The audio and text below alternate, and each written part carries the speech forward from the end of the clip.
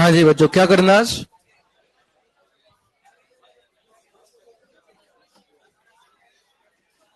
बताएं क्या करना है। करते हैं, निकालो। पहले तो रेस में आंसर की बता दी क्या?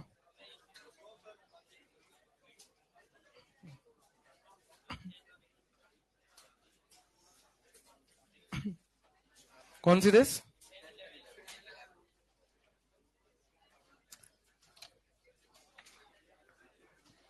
रेस 10 आंसर की।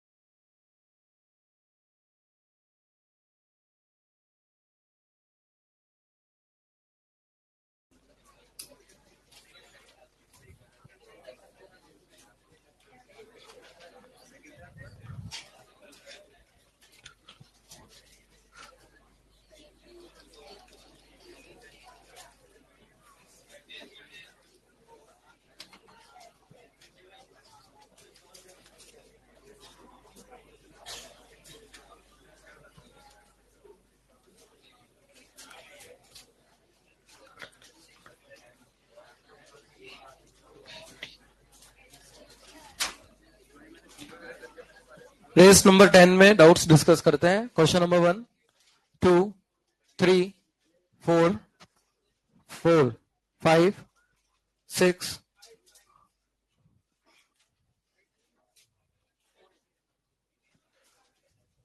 6 पूछ लेना क्लास के बारे में, अकेले कोई पूछना है। 6, 7, 8, 7, 8। Question number 8, converging less than image of E would be right of F1, ये वाला।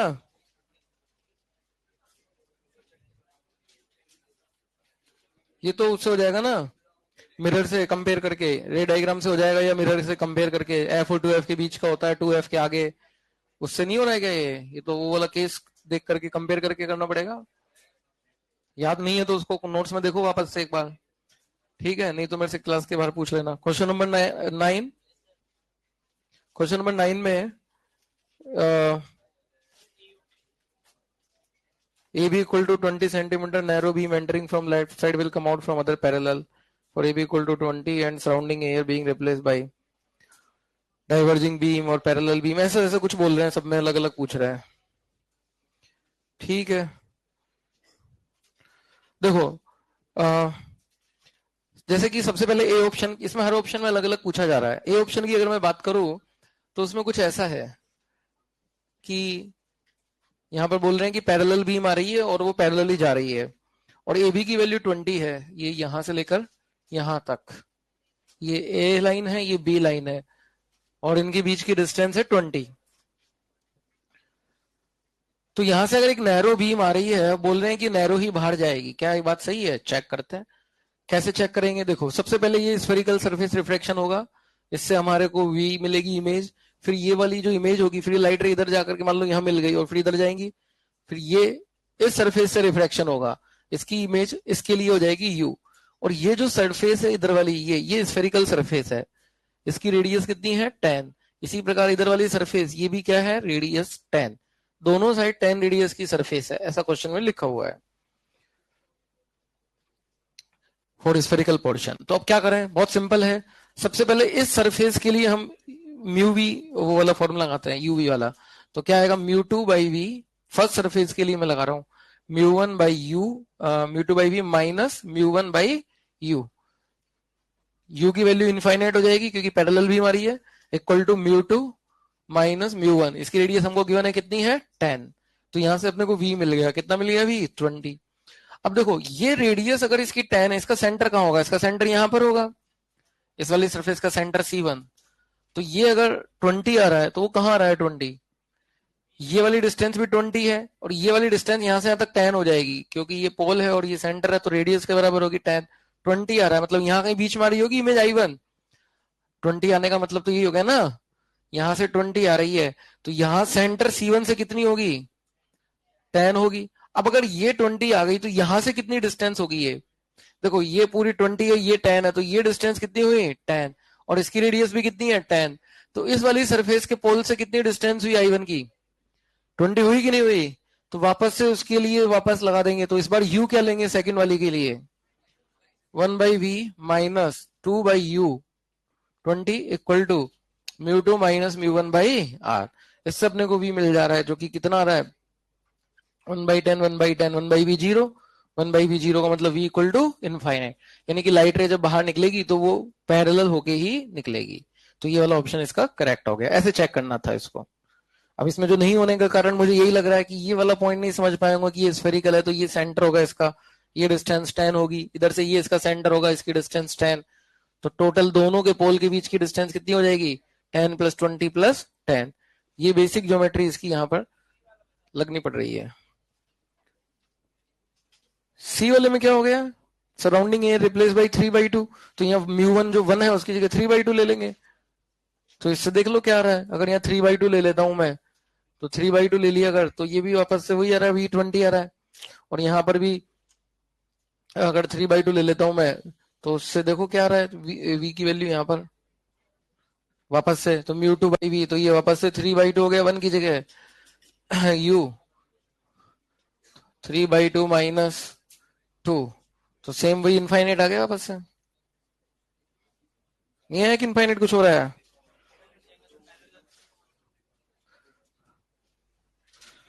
एक सेकंड, दोबारा कैलकुलेशन चेक करो, चेक करो कैलकुलेशन, में दोबारा से नहीं कर रहा हूं। उसमें u की वैल्यू 1 की जगह क्या ले लो? म्यू वन की वैल्यू बाहर एयर है, उसकी जगह क्या ले लो? है क्या कर लेंगे अपन? 3/2 कर लेंगे ना उसकी जगह। क्या दिक्कत है इसमें?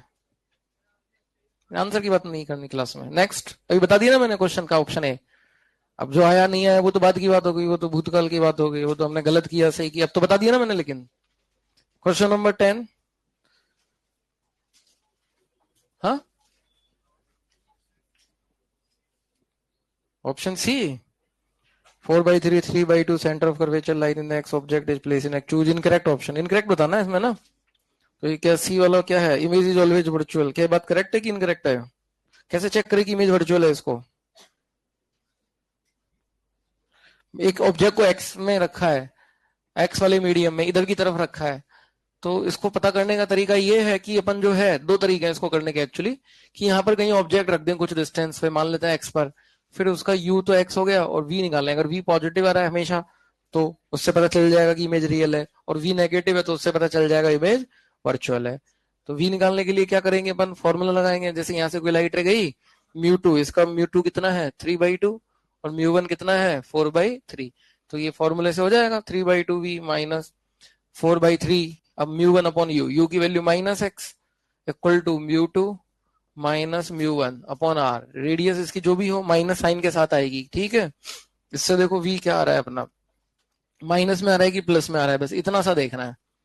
ये आ जाएगा अपना इधर 3/2 माइनस 4/3 करेंगे तो 1.5 माइनस 1.3, तो ये पॉजिटिव ही आएगा और नीचे नेगेटिव, तो ओवरऑल क्या आ जाएगा नेगेटिव।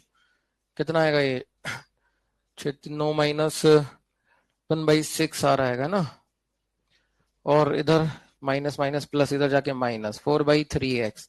देखो v की वैल्यू हमेशा नेगेटिव आएगी क्योंकि ये x तो मैग्नीट्यूड है, मैंने माइनस लगा दिया पहले ही, r भी मैग्नीट्यूड है, माइनस पहले ही लगा दिया है, तो ये सब मैग्नीट्यूड है, यहाँ माइनस, तो ओवरऑल ये कैसा आएगा माइनस। तो 3/2 भी माइनस मतलब v भी माइनस।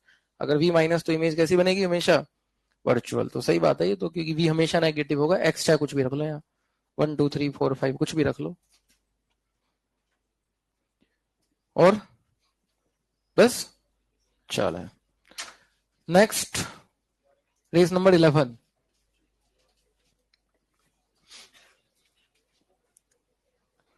किए रेस 11 भी?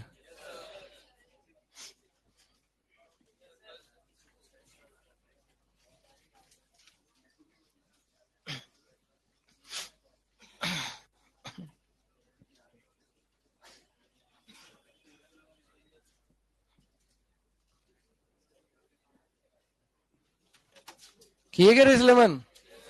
और इसके अलावा क्या दिया था रेस के अलावा? ओवन में कितने? हाँ चलो तो ओवन कर लेते हैं, अगर इसको नहीं किया तो दोबारा कर लेना। रेस नंबर 11 को अभी शीट में बता दो।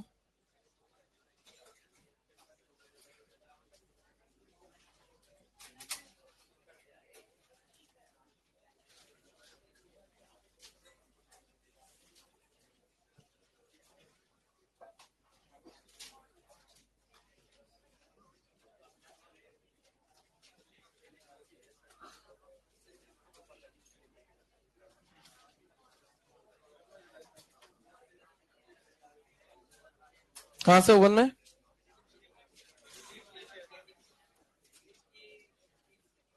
हम्म 61 से 80। हाँ बीच बीच में कुछ रह रहे थे उसमें ना। चलो इसमें कोई डाउट हो तो बता दो ऐसे ही। 61 टू 70 में, 61 टू 70 में, 61 टू 70 में,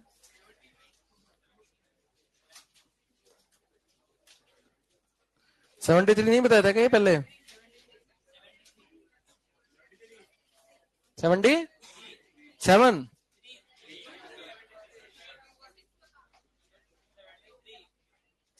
73। किस किस को डाउट है 73 में?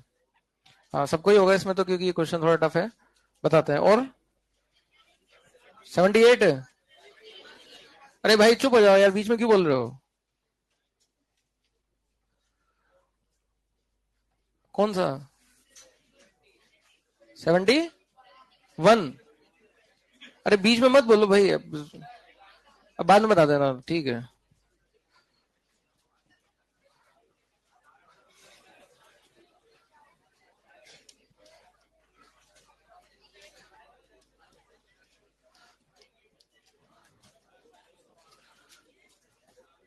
भाई जिसको पूछते हैं बोला देखो ना, तुम सब लोग क्यों बोलते हो बीच में?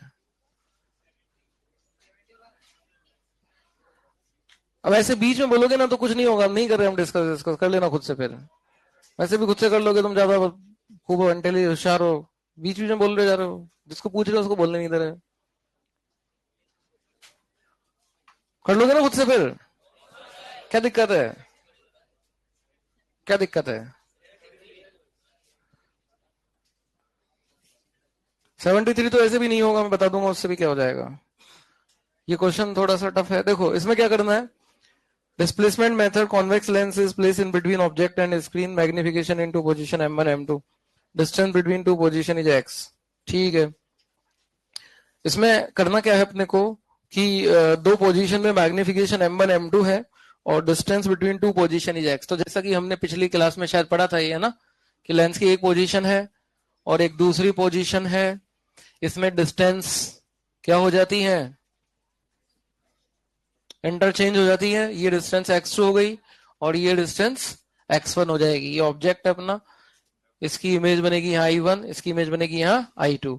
इन्होंने बोला है M1 ग्रेटर देन M2, तो पहले वाले केस का मैग्निफिकेशन कितना हो गया, V से x2 बाई माइनस x1। दूसरे वाले केस का magnification x1 by minus x2।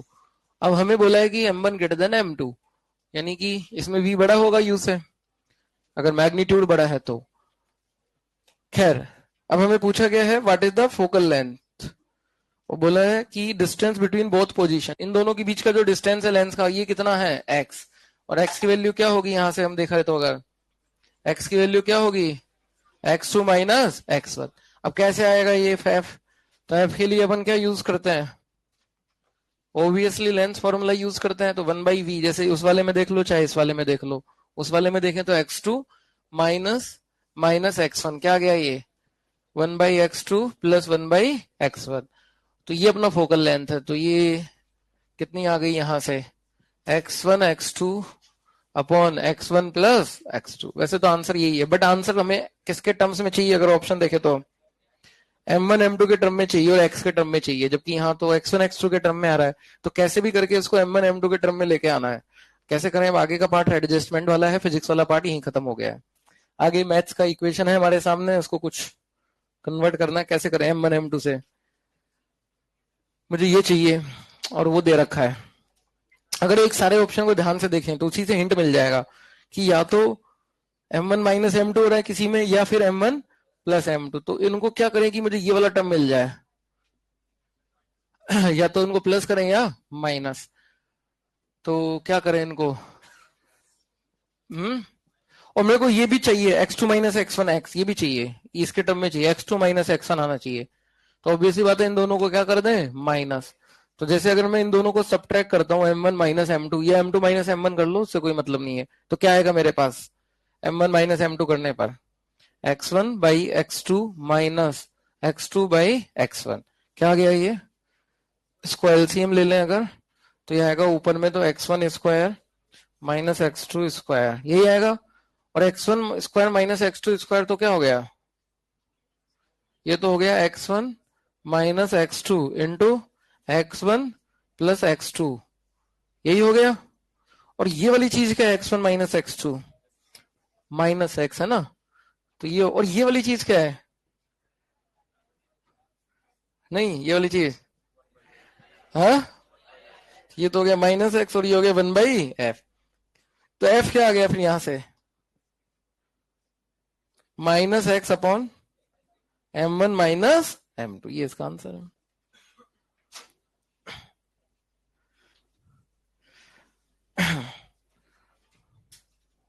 x upon m1 minus m2, B option.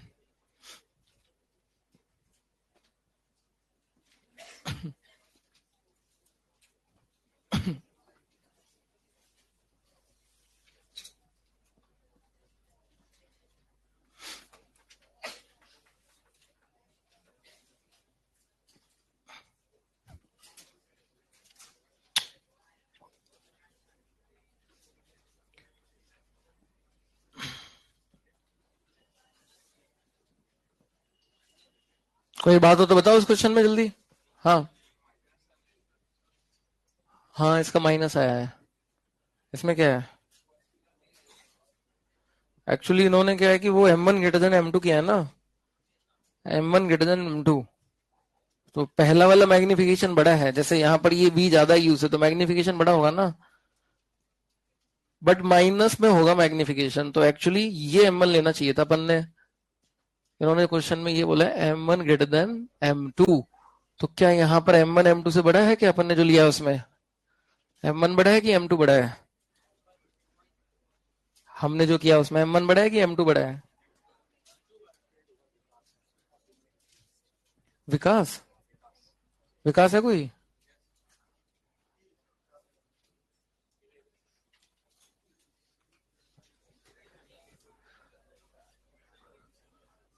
Actually क्या है कि ये जो है ना m1 है, ये m2 है, मैग्नीट्यूड में तो m1 बड़ा है, x2 बड़ा है ना x1 से, डायग्राम में दिख रहा है, लेकिन माइनस लगने के कारण यहाँ पर m1 क्या हो गया, छोटा।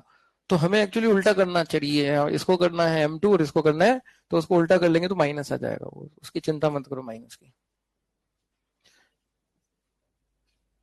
वैसे जनरली जब मैग्निफिकेशन बोलते हैं ना, तो मैग्नीट्यूड की ही बात होती है, वो माइनस प्लस की बात नहीं होती, क्योंकि माइनस से कोई सेंस नहीं है।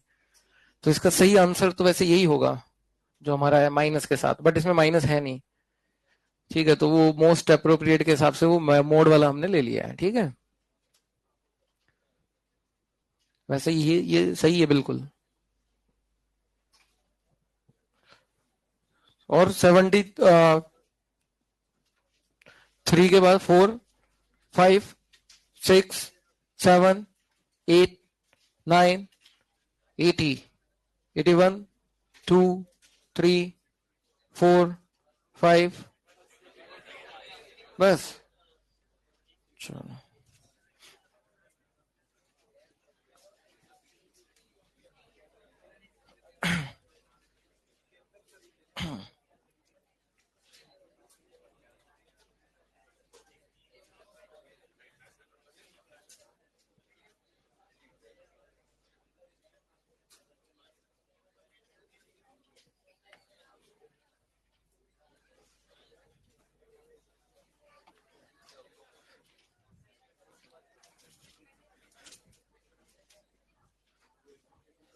आज हम पढ़ेंगे,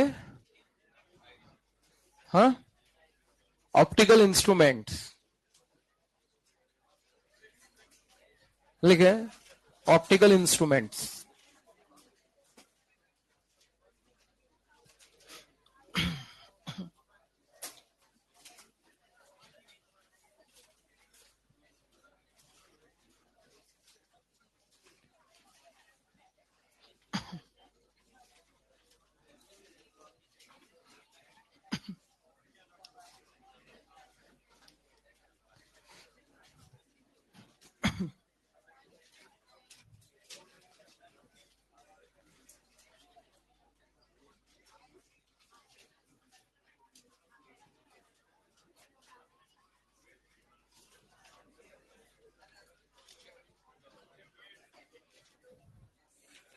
ऑप्टिकल इंस्ट्रूमेंट्स,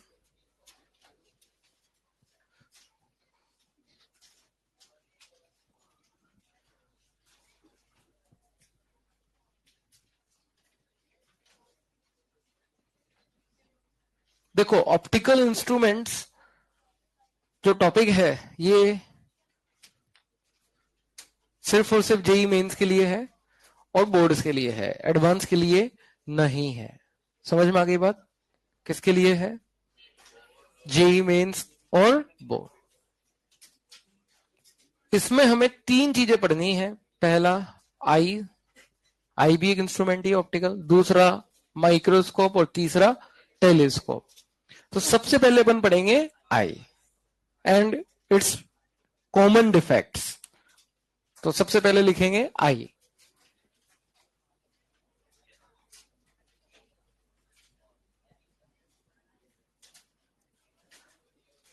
एक्चुअली में आई जो है,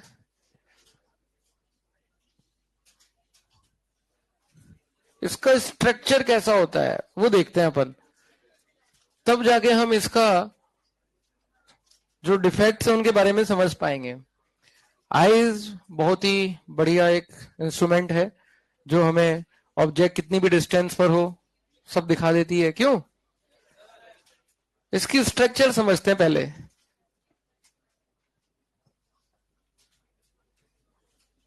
स्ट्रक्चर ऑफ आई, देखो आई जो होती है ना, वो बॉल की शेप में होती है, मतलब स्फेरिकल होती है। पता थी बात? इसमें जो है एक लेंस होता है आगे, और ये आगे वाला पार्ट थोड़ा उभरा हुआ होता है, जिसको कोर्निया कहते हैं। क्या कहते हैं?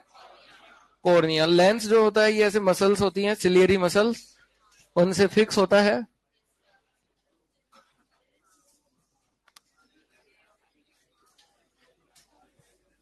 ये बहुत ही बढ़िया काम करती है सिलियरी मसल, बहुत जोरदार, सारा काम इन्हीं का है।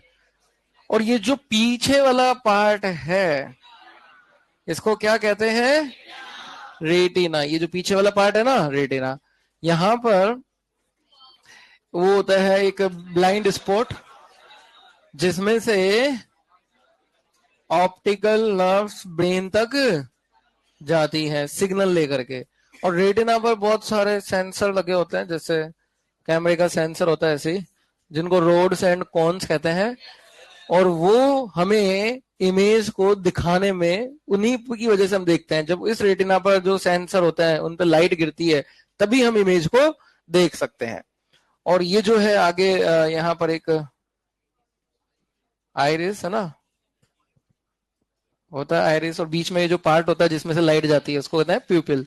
जो ब्लैक होता है ना, ब्लैक, जिसमें से लाइट अंदर जाती है, उस पार्ट में से लाइट क्या करती है, अंदर जाती है, बाकी में से लाइट अंदर नहीं जाती। ये है। और यहाँ कुछ लिक्विड भरा होता है, उसको बोलते हैं क्या, एक्वस और विट्रस। उनके कुछ कुछ होते हैं वो लिक्विड होता है, उनसे अपने को मतलब नहीं है। अभी अपने का जो टॉपिक है, ऐसा मत सोचना कि बायोलॉजी क्लास कहाँ से चल गई है ना। अभी हमारा टॉपिक है लेंस। हमें सिर्फ लेंस पे फोकस करना है कि लेंस कैसे वर्क करता है। तो सबकी आईज में एक लेंस होता है। कौन सा लेंस है ये, कॉन्वेक्स। तो भगवान ने सबको एक एक लेंस लगा के दिया नेचुरली।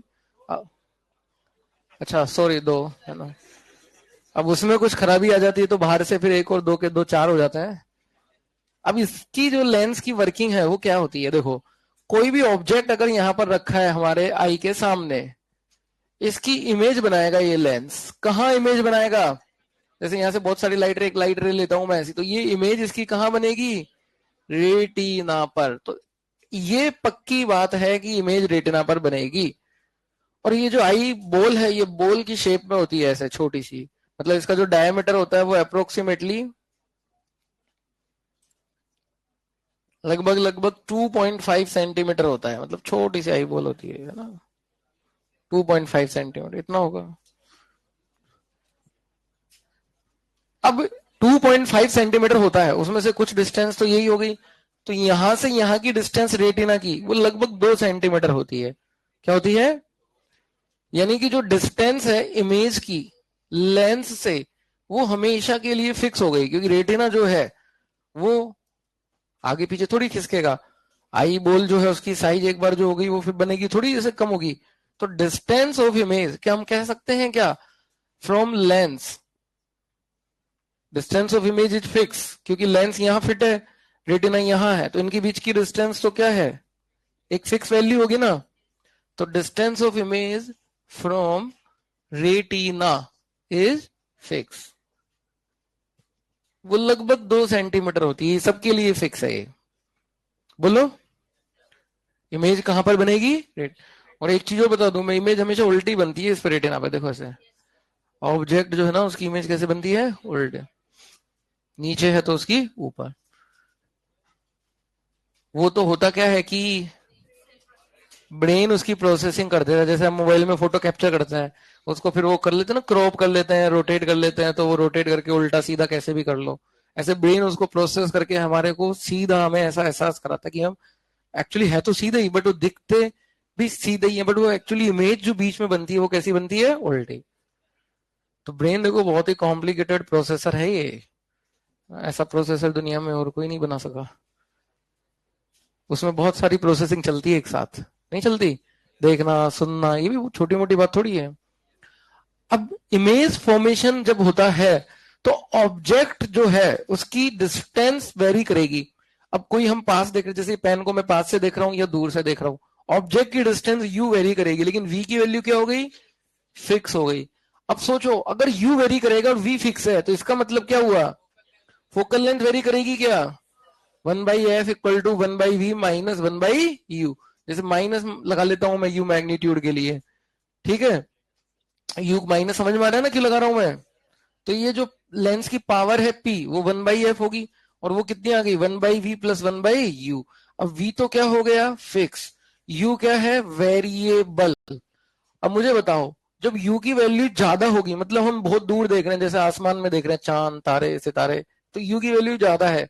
अगर u की वैल्यू ज्यादा है तो f की वैल्यू भी क्या होगी, ज्यादा। क्योंकि देखो ये दोनों नीचे है ना, u ज्यादा होगा तो f भी, और f ज्यादा होगा तो पावर कम, यानी कम पावर की जरूरत है लेंस को। और जब u की वैल्यू कम है, ऑब्जेक्ट पास है बहुत, तो क्या होगा, तो f की वैल्यू भी कम होगी, दोनों डिनोमिनेटर में ना, f की वैल्यू कम होगी तो पावर ज्यादा, यानी ज्यादा पावर की कब जरूरत होती है? पास। इसलिए हम देखते हैं पास अगर लंबे टाइम तक देखे तो आंखों में स्ट्रेस होता है कि नहीं होता है? बहुत लंबे टाइम तक पास देखो तो आंखों में जोर आने लगता है, थोड़ा सर दर्द भी हो जाता है कुछ लोगों को। लेकिन दूर देखो, आसमान में देखते रहो पूरी जिंदगी भर, कुछ होगा नहीं होगा। क्योंकि ये पावर जो चेंज होती है वो कैसे चेंज होती है? लेंस की। अब जैसे हमारे कोई एक लेंस है जो, अब जैसे हमारे पास कोई लेंस है ग्लास का, वो तो हार्ड होता है, लेकिन ये जो आई लेंस है ये हार्ड नहीं है, तो फ्लेक्सिबल होता है, जेली जैसा सॉफ्ट, फ्लेक्सिबल। तो ये फ्लेक्सिबल जो होता है उस वजह से ये मसल इसको क्या करती है, इसको कॉन्ट्रैक्ट ऐसे स्क्यूज कर देती है, फिर ऐसे रिलैक्स हो जाता है, ऐसे स्क्वीज रिलैक्स। ये जो लेंस है ना ये ऐसे स्क्वीज हो गया, कौन? मसल्स इस पे फोर्स लगाएंगी तो स्क्वीज हो जाएगा, फिर ऐसे फैल जाएगा, फिर ऐसे स्क्वीज हो जाएगा, फिर फैल। तो ये प्रोसेस चलता रहता है। कब स्क्वीज होगा कब फैलेगा इसको समझते हैं। देखो, जब ऑब्जेक्ट पास होगा, समझ लो पहले फिर लिख लेना, जब ऑब्जेक्ट पास होगा तो उसकी पावर क्या होगी? व्हेन u इज मिनिमम, तो पावर क्या होगी लेंस की? मैक्सिमम। पक्की बात है। और जब u मैक्सिमम है तो पावर मिनिमम होगी। ये बात सबको यहां से दिख रही है साफ साफ? बिल्कुल साफ साफ दिख रही है। दिखने से याद आया, जी एडवांस का पेपर था कल, देखा? देखा? किसने देखा? वो एक्चुअली वेव ऑप्टिक्स का, वो ray optics plus wave optics है, उसमें पोलराइजेशन का भी यूज हो रहा था। एक वो वाला था और एक एसएचएम के भी था क्वेश्चन। एसएचएम का एक तो वो था जो हमने क्लास में किया हुआ था, ये स्प्रिंग वाला, यहाँ नीचे उसको लगा दिया और यहाँ स्प्रिंग स्प्रिंग ऐसे जोड़ दी वाला। इसका स्मॉल टाइम पीरियड, ये क्वेश्चन अपने किया भी था क्लास में भी, मैंने करवाया था। इसको थीटा रोटेट कर दे तो स्मॉल ऑस्किलेशन का टाइम किया कि नहीं किया है? किया था, शीट में भी था ये क्वेश्चन तो। हाँ तो कुछ क्वेश्चन तो देखो, और भी कई क्वेश्चन थे जैसे उसका, बाकी चैप्टर जैसे पढ़े नहीं हो तुम इलेक्ट्रोस्टैटिक वगैरह, 11th वाले क्वेश्चन देख सकते हो अभी तो। बट ज्यादातर क्वेश्चन जो थे इस बार मतलब, हाँ मतलब स्ट्रेट फॉरवर्ड थे किए हुए ज्यादातर वैसे टाइप के क्वेश्चन। शीट जो मतलब जो स्टूडेंट जो है पूरे शीट कर रहे हैं, मतलब जितना भी कर सकते हैं अपना, तो उनके लिए पेपर बहुत नॉर्मल है। मतलब मैं ये नहीं कहूँगा बहुत इजी है बहुत टफ है, नॉर्मल है, मीडियम लेवल पे है। और मीडियम लेवल पर ही कट ऑफ भी जो जाती है एडवांस की, पता है कितनी जाती है? जैसे last year cut off advance clear करने की, आईआईटी में एडमिशन लेने की, जनरल कैटेगरी की थी 109। हाँ मतलब लगभग 30% हो गया। 30% का मतलब हो गया कि 30% मतलब कि 109 नंबर, 109 मतलब पर सब्जेक्ट कितने नंबर? 30 नंबर, 40, सॉरी नहीं नहीं 40 थोड़ी, 30, 35 नंबर। 35 नंबर लाना है मतलब अपने को, 30% करना है। 30% मतलब 18 क्वेश्चन होता है, उसमें से 30% करना है अपने को। 6 क्वेश्चन करना है, मतलब 5.5 या 6, इतने से करने होते हैं। ये तो जनरल कैटेगरी के, बाकी में फिर और कम है, 20%, 15%। लास्ट ईयर का पेपर इजी था, उससे पहले तो कट ऑफ 25%, मतलब सोचो बोर्ड में पास भी नहीं होते, 30% में फेल हो जाते हैं। तो एडवांस में क्या होता है कि यही होता है अपने को क्वेश्चंस, इसलिए जो बच्चे बोलते हैं ना कि हमसे क्वेश्चन कम होते हैं, तो देखो जो हमारे क्वेश्चन है उल्टा एक्सरसाइज में O2S में, वो एडवांस से टफ है। एडवांस में क्या है कि ऐसी हवा है कि हमेशा टफ आते हैं। कुछ क्वेश्चन आएंगे टफ, वो किसी से नहीं होंगे, वो हमें पहचान के पहले ही उनको अलग कर देना होगा। उनके चक्कर में पड़ गए तो हमारा टाइम वेस्ट हो जाएगा। हमें अपने करने वाले क्वेश्चन पहचान लेना है, और इजीली इतना हर कोई कर सकता है जिसने पूरा रेगुलर रहा है, आराम से। एडवांस बहुत मुश्किल नहीं है। दिक्कत बस यही होती है कि बीच बीच में टाइम के साथ क्या है कि कुछ कुछ जैसे होता है ना कि बैटिंग चल रही है, 1 आउट 2 आउट 3 आउट, ऐसे कुछ कुछ अपने आप ही आउट हो जाते हैं लोग, ज्यादातर हिट विकेट आउट हो जाता है।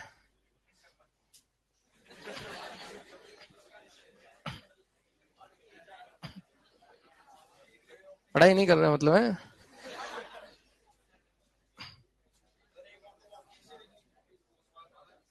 क्या?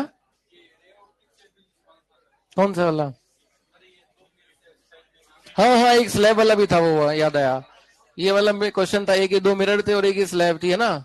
यहाँ बोला है कि बीच में को ऑब्जेक्ट रखा है और दोनों तरफ ये डिस्टेंस सेम है, ये तो बोला है कि ये इनके बीच की डिस्टेंस बताओ ताकि फाइनल इमेज यही बने। क्या बिना पेन के हो गया? बहुत अच्छी बात, और क्या चाहिए बताओ? एडवांस के क्वेश्चन बिना पेन के हो जा रहे हैं, क्यों? तो यही मैं कह रहा हूँ कि अपने को जो है एडवांस की जो एक्सरसाइज करते हैं अपन O2 और एस, हमारी वो ज्यादा टफ है एक्चुअली। इसमें क्वेश्चन जो बोलते हैं ना बच्चे सर हमसे नहीं होते, भाई जिन्होंने प्रैक्टिस 11 में किए अच्छे जिससे होंगे उनको पता होगा कि कितनी मेहनत लगती है, वो उस लेवल पे आ गए कि वो थोड़े कर रहे हैं। अब जो पहली बार करेंगे उनके लिए तो बहुत, और वो भी ऐसा कुछ नहीं है पहली बार करने से कुछ नहीं होता। कई बार ऐसा होता है कि जो पहली बार करता है वो और बढ़िया कर लेता है। तो अपने को बस ये है कि जो रेगुलरिटी है सबसे मेन चीज वो बना के रखनी है, और कुछ भी नहीं करना है, उसी से सब हो जाएगा। और एडवांस के जो क्वेश्चंस होते हैं PYQ वाले और अपने एक्सरसाइज वाले, एक्सरसाइज में O2 और एस वाले, जी एडवांस के मेंस वाली एक्सरसाइज O1 होती है पता ना सबको, और एडवांस की एक्सरसाइज होती है O2 और एस वाली। तो ये एडवांस एक्सरसाइज में जितना हम कर सकें, टाइम देखो होता है कई बार कई बच्चे बोलते हैं तो पता ही है सबको कि पूरे नहीं कर पाते हैं, कभी फिजिक्स में नहीं या केमिस्ट्री में छूट गया, उसमें किया तो एक में किया दूसरे में, ऐसा हो जाता है ना। और कुछ है पूरा भी कर लेते हैं, ऐसी बात नहीं है, सब अलग अलग चलता है सबका। तो जो अपन जहां है पहले अपने को ये पता होना चाहिए कि हम हैं कहाँ। एक होता है फॉल्स ईगो की हम तो नहीं, हम तो सब कर लेते हैं, मतलब क्या किया है, हमने को दिखाना नहीं करना, दिखावा। जो भी है स्टेटस उसको पहले पता करें, उसके बाद जो है उसको चलने दें रेगुलरिटी के साथ, अपने आप इंप्रूवमेंट हो जाएगा। बस रेगुलरिटी नहीं टूटनी चाहिए, सबसे बड़ी बात ये है। फिर वो क्या है कि वो हो जाता है, फिर आप लोग बोलते हो बैकलॉग हो गया फलाना दिखाना, है ना, फिर वो बड़े बड़े वर्ड, ये वर्ड मुझे अच्छा नहीं लगता एक तो, है ना क्या।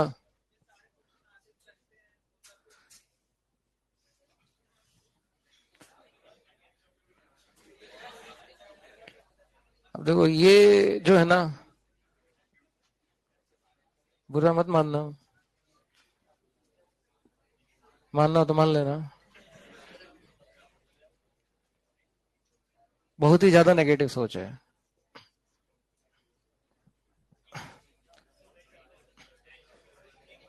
बोलना नहीं चाहता मैं, लेकिन जैसे अपने एडवांस में दो चांस होते हैं, नीट में अनलिमिटेड चांस होते हैं। जो क्रैक करता है ना पहली बार में कर लेता है, और नहीं करता ना 5-5 साल हो जाते हैं नीट के उसमें जाकर के, तो कभी देखो। हाँ हो सकता है ऐसे। एक बार मेरे को बाहर एक स्टूडेंट मिल गया, मेरे को पता नहीं स्टूडेंट है, वो मतलब कि आप क्या करते हो, मैंने कि भैया आप क्या करते हो, बोले मैं LL में पढ़ता हूँ। मैंने बोला मैं कुछ नहीं करता। मेरे से बड़ा वो लग रहा, वो कितने साल हो गए, 6 साल हो गए तैयारी करते हुए नीट की। अब वो क्या कुछ जिद पकड़ लेते हैं। अब वो यही होता है ना कि हम, सबसे मेन चीज होती है पॉजिटिव सोच। नेगेटिव जाने में टाइम नहीं लगता, 1 मिनट भी नहीं लगती, छोड़ने में टाइम नहीं लगता, पकड़ने में लगता है। चलो देखो,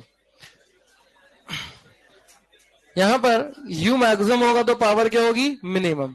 अभी तो देखो जल्दी फटाफट, ये जो प्रोसेस है ये कैसे होता है इसको थोड़ा समझे अगर, है ना। ये सब चीजें अपनी अंडरस्टैंडिंग के लिए, बाकी ये सब पढ़ाई नहीं जाती चीजें। देखो लो फटाफट, इसलिए कि पावर कैसे चेंज होती है। जैसे अपने पास ये लेंस है, ये मसल्स है, ठीक है, इनका काम क्या है, जैसे ये फोर्स लगा सकते हैं इसको, अगर ये ऐसे फोर्स लगाएंगे, ये ऊपर से फोर्स लगा रही है, नीचे से फोर्स लगा रही है, ध्यान से देख लेना एक बार में। जब ये फोर्स लगाएंगी तो लेंस स्क्वीज हो जाएगा, और स्क्वीज होकर के इसकी शेप कैसी हो जाएगी, थोड़ा अपर्चर तो छोटा हो जाएगा, लेकिन ये थोड़ा थिक हो जाएगा ना बीच में से, जेली जैसा है। उसको ऊपर से दबाएंगे ऐसे तो बीच में से फैल नहीं जाएगा। अरे हाँ या ना तो बोलो। तो ऐसा होने से क्या हुआ, इसकी जो है रेडियस, देखो पावर होती है 1/f, और एफ क्या होती है μ/s-1। ये सिमेट्री के दोनों तरफ 1/r -1/r, तो क्या लिख दिया, जब इसको ऐसे किया स्क्वीज तो इसकी रेडियस बढ़ी की कम हुई, ऐसे करने से कम हुई। रेडियस क्या हुई, देखो जैसे कोई फ्लैट है, जैसे मेरा हाथ एकदम फ्लैट है, इसकी रेडियस क्या है, और जितना मैं इसको कर्व करूंगा उतनी रेडियस क्या होगी, कम, और जितना सीधा होगा उतनी रेडियस ज्यादा। तो इसकी रेडियस बढ़ी की कम हुई ऐसा करने से। अगर रेडियस कम हुई स्क्वीज करने से तो फोकल लेंथ क्या होगी, देखो रेडियस कम होगी तो फोकल लेंथ भी, तो पावर बढ़ेगी। यानी पावर बढ़ाने के लिए क्या करना पड़ेगा, मसल्स को वर्क करना पड़ेगा उसको स्क्वीज करने के लिए। तो इसलिए जब हम पास लाते हैं यू मिनिमम होता है। अब मिनिमम डिस्टेंस जो होती है जहां पर हम देख सके वो नॉर्मल आई के लिए मानी जाती है 25 सेंटीमीटर, और इसको बोलते हैं नियर पॉइंट। और मैक्सिमम डिस्टेंस जो एक नॉर्मल आई के लिए होती है जो देख सकता है वो होती है इनफाइनाइट, उसको बोलते हैं फार पॉइंट। क्या बोलते हैं, फार पॉइंट। तो जब नियर पॉइंट पे होती है ऑब्जेक्ट तो पावर मैक्सिमम होती है। क्यों होती है, क्योंकि मसल्स, अच्छा ये फिर आंखें क्यों दुखने लगती है, क्योंकि मसल्स को लगातार उसे स्क्वीज करके रखना है। अब जैसे आपको हाथ में कोई सामान पकड़ा दे, बोले लगातार इसको लेके बाल्टी पकड़ा दी, खड़े रहो ऐसे हाथ करके, तो हाथ दर्द नहीं करने लगेगा, क्योंकि मसल्स को लगातार एक दूसरे को फोर्स लगाना पड़ रहा है, वर्क करना पड़ रहा है। तो इसलिए यहाँ पर ऐसा होता है। तो जब भी पास देखना है तो मसल लेंस को क्या कर देगी, स्क्वीज, और दूर देखना है तो रिलैक्स। पास देखना है तो स्क्वीज, दूर देखना है तो रिलैक्स। अब जो लोग लगातार पास देखते रहते हैं तो उनका लेंस क्या है, स्क्वीज। अब लगातार ही देख रहे हो तो परमानेंट ऐसे ही हो गया वो स्क्वीज, फिर वो रिलैक्स नहीं हो पा रहा, क्योंकि दूर देखने के लिए रिलैक्स होना पड़ेगा, और जो इसलिए दूर की चीजें नहीं दिखती, इसलिए दूर वाला चश्मा लग जाता है। जैसे सबका लगा हुआ, जिनका भी माइनस वाला है वो दूर का ही चश्मा होता है ना। क्यों होता है वो भी समझेंगे हम, तो हम लिख लें इसको फटाफट से।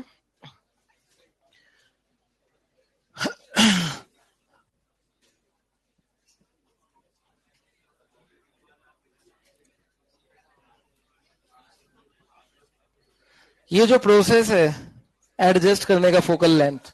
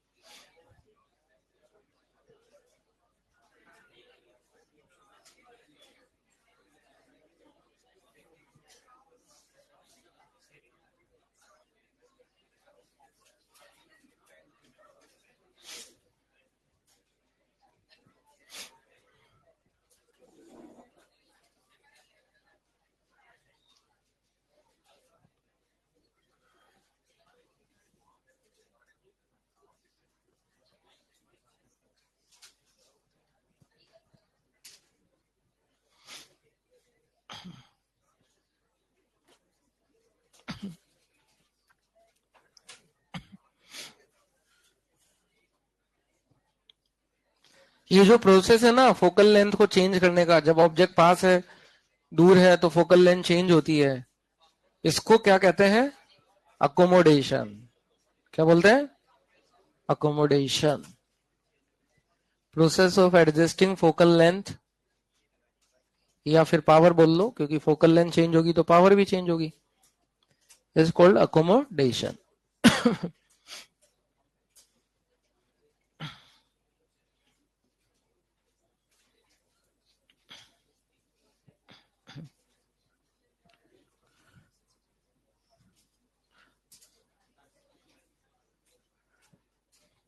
ये मैंने नीचे ही लिखा है, process of adjusting focal length is called accommodation. ठीक है, ये नीचे वाली लाइन, पीछे वाले लोग दिख नहीं रहा है।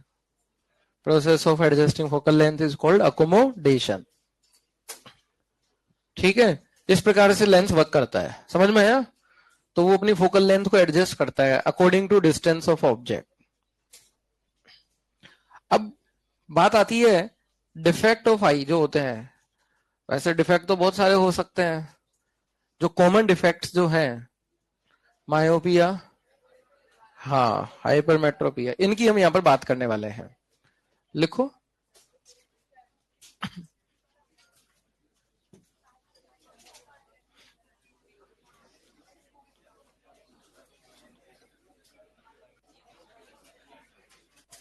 उससे पहले एक चीज और बता दें, नियर पॉइंट, वैसे तो ये बच्चे जानते हैं, near point and far point.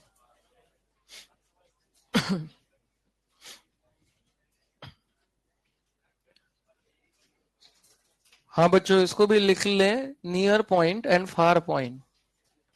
Near point क्या होता है, minimum distance of point from eye which can be seen clearly. Near point, और नियर पॉइंट होता है नियरेस्ट पॉइंट। नियरेस्ट पॉइंट लिख लो, नियरेस्ट पॉइंट फ्रॉम आई,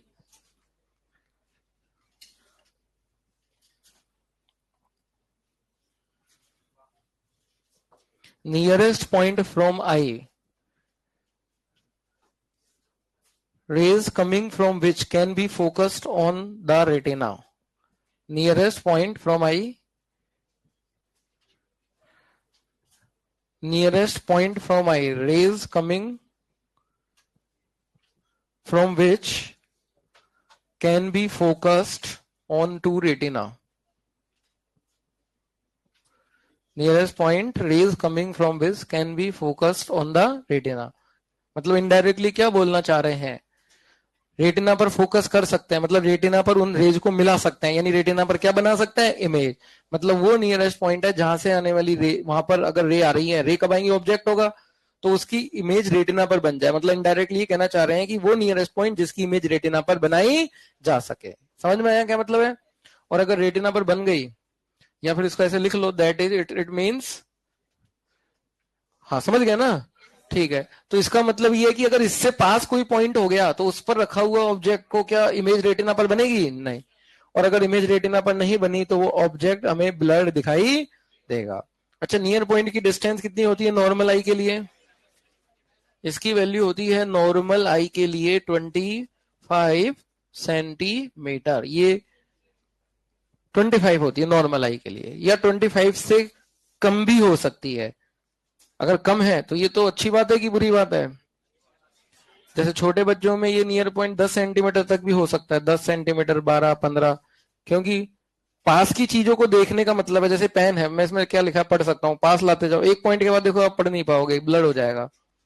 कोई भी चीज, नोटबुक कॉपी को पास लेके आओ, एक लिमिट के बाद उसको देख पाओगे क्या, एक तो लंबे टाइम तक देखोगे तो आंख में दर्द भी हो जाएगा। क्यों? क्योंकि पास की चीजों को देखने के लिए क्या करना पड़ता है, इसको स्क्वीज करना पड़ता है।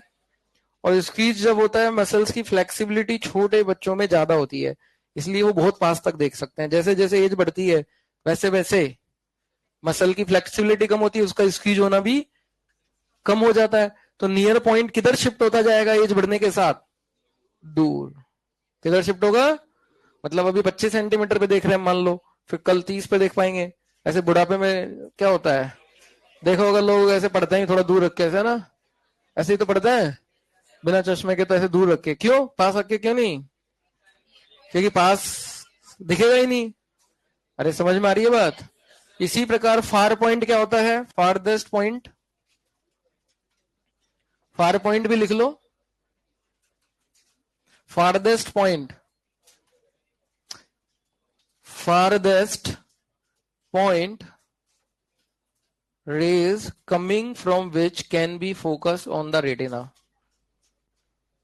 Farthest point rays coming from which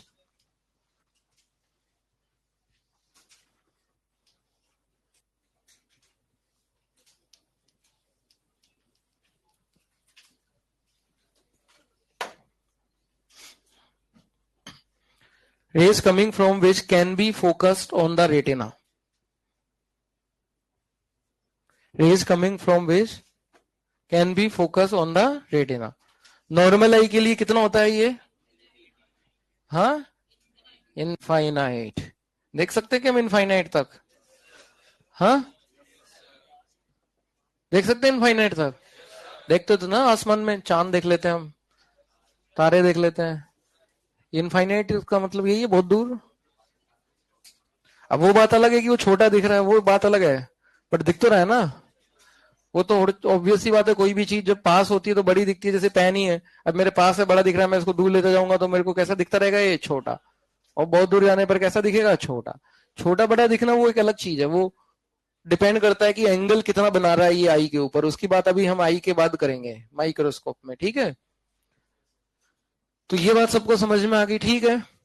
अब हमारा मेन पॉइंट आते हैं जो हमें समझना है इस टॉपिक में, डिफेक्ट्स ऑफ आईज। लिखें next, common defect of eyes.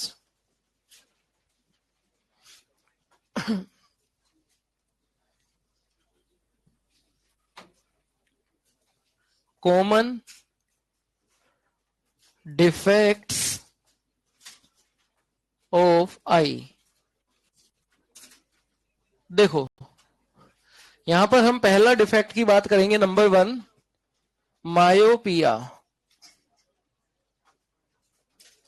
जो कि जिन्होंने भी चश्मा पहना है सबको यही है। क्यों? साइटेडनेस। इसको कहते हैं near sightedness.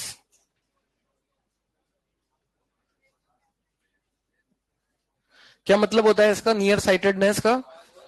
Near sightedness sightedness near, मतलब उसकी टेंडेंसी पास देखने की, दूर देखने की नहीं है। मतलब ये व्यक्ति जो है ये पास, मतलब इनका नियर पॉइंट तो ठीक है 25 सेंटीमीटर, लेकिन फार पॉइंट क्या हो जाता है, कम हो जाता है कि बढ़ जाता है? बढ़ेगा क्या, इनफाइनाइट तो होता है नॉर्मल का, उससे ज्यादा थोड़ी होगा। फार पॉइंट क्या हो जाता है, कम। अब जैसे कि यहां से अगर बोर्ड नहीं दिख रहा है, मतलब फार पॉइंट कम हो गया। इनफाइनाइट तो छोड़ो, यही बोर्ड तक ही नहीं दिख रहा है। क्यों? तो लिख लो, in this defect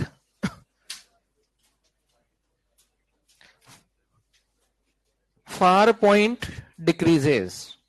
In this defect far point decreases. far point decreases. अच्छा, ऐसा क्यों हुआ, इसका रीजन क्या है फार पॉइंट डिक्रीज होने का? हाँ, क्या हो गया? नहीं नहीं, उल्टा बोल रहे हो।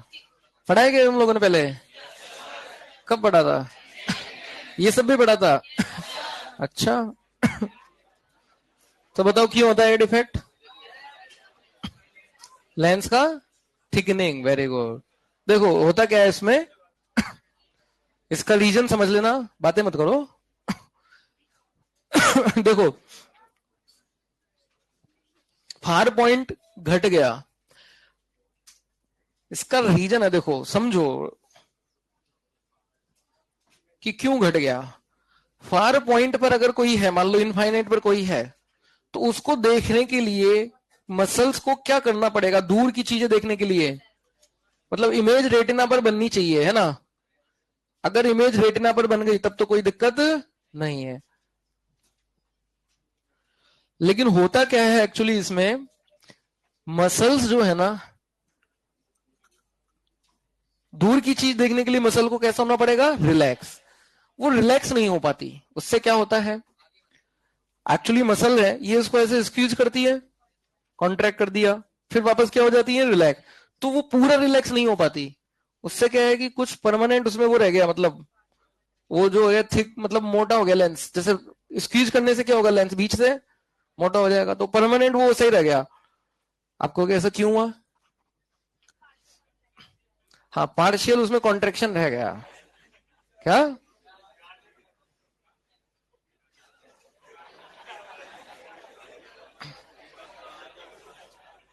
कौन बोल रहे हैं, कौन बोला है? क्या? खड़ो पहले तो, क्या बात है?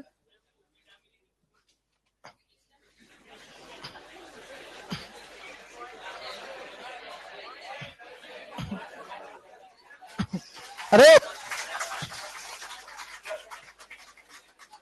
चलो कोई बात नहीं, अब तो समझ गए, ठीक है। बाकी बा,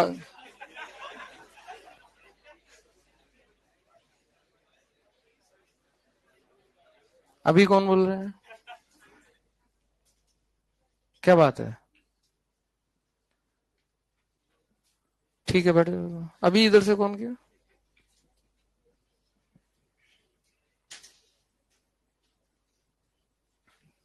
मुझे किसी दिन पता चल गया ना, अभी तो अच्छा नहीं होगा। यहाँ पर इसका जो रीजन है वो विटामिन वाली चीज है, वो सब तो अलग चीजें हैं, वो डॉक्टर से पूछना क्या कौन कमी होती है ना।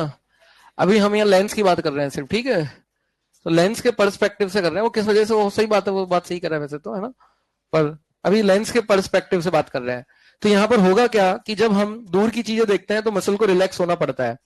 अब मसल अगर रिलैक्स नहीं होंगी तो क्या होगा, अगर वो इसको स्क्वीज करेगा तो पावर बढ़ेगी, पावर बढ़ेगी, फोकल लेंथ कम होगी। तो इसमें होता क्या है, इस पर्सन के लिए लाइट रे जो है रेटिना पर नहीं मिलती, रेटिना से पहले ही आगे ही मिल जाती है, जबकि मिलना कहाँ चाहिए था इनको, अगर यहीं मिल गई तो इमेज यहीं बन गई।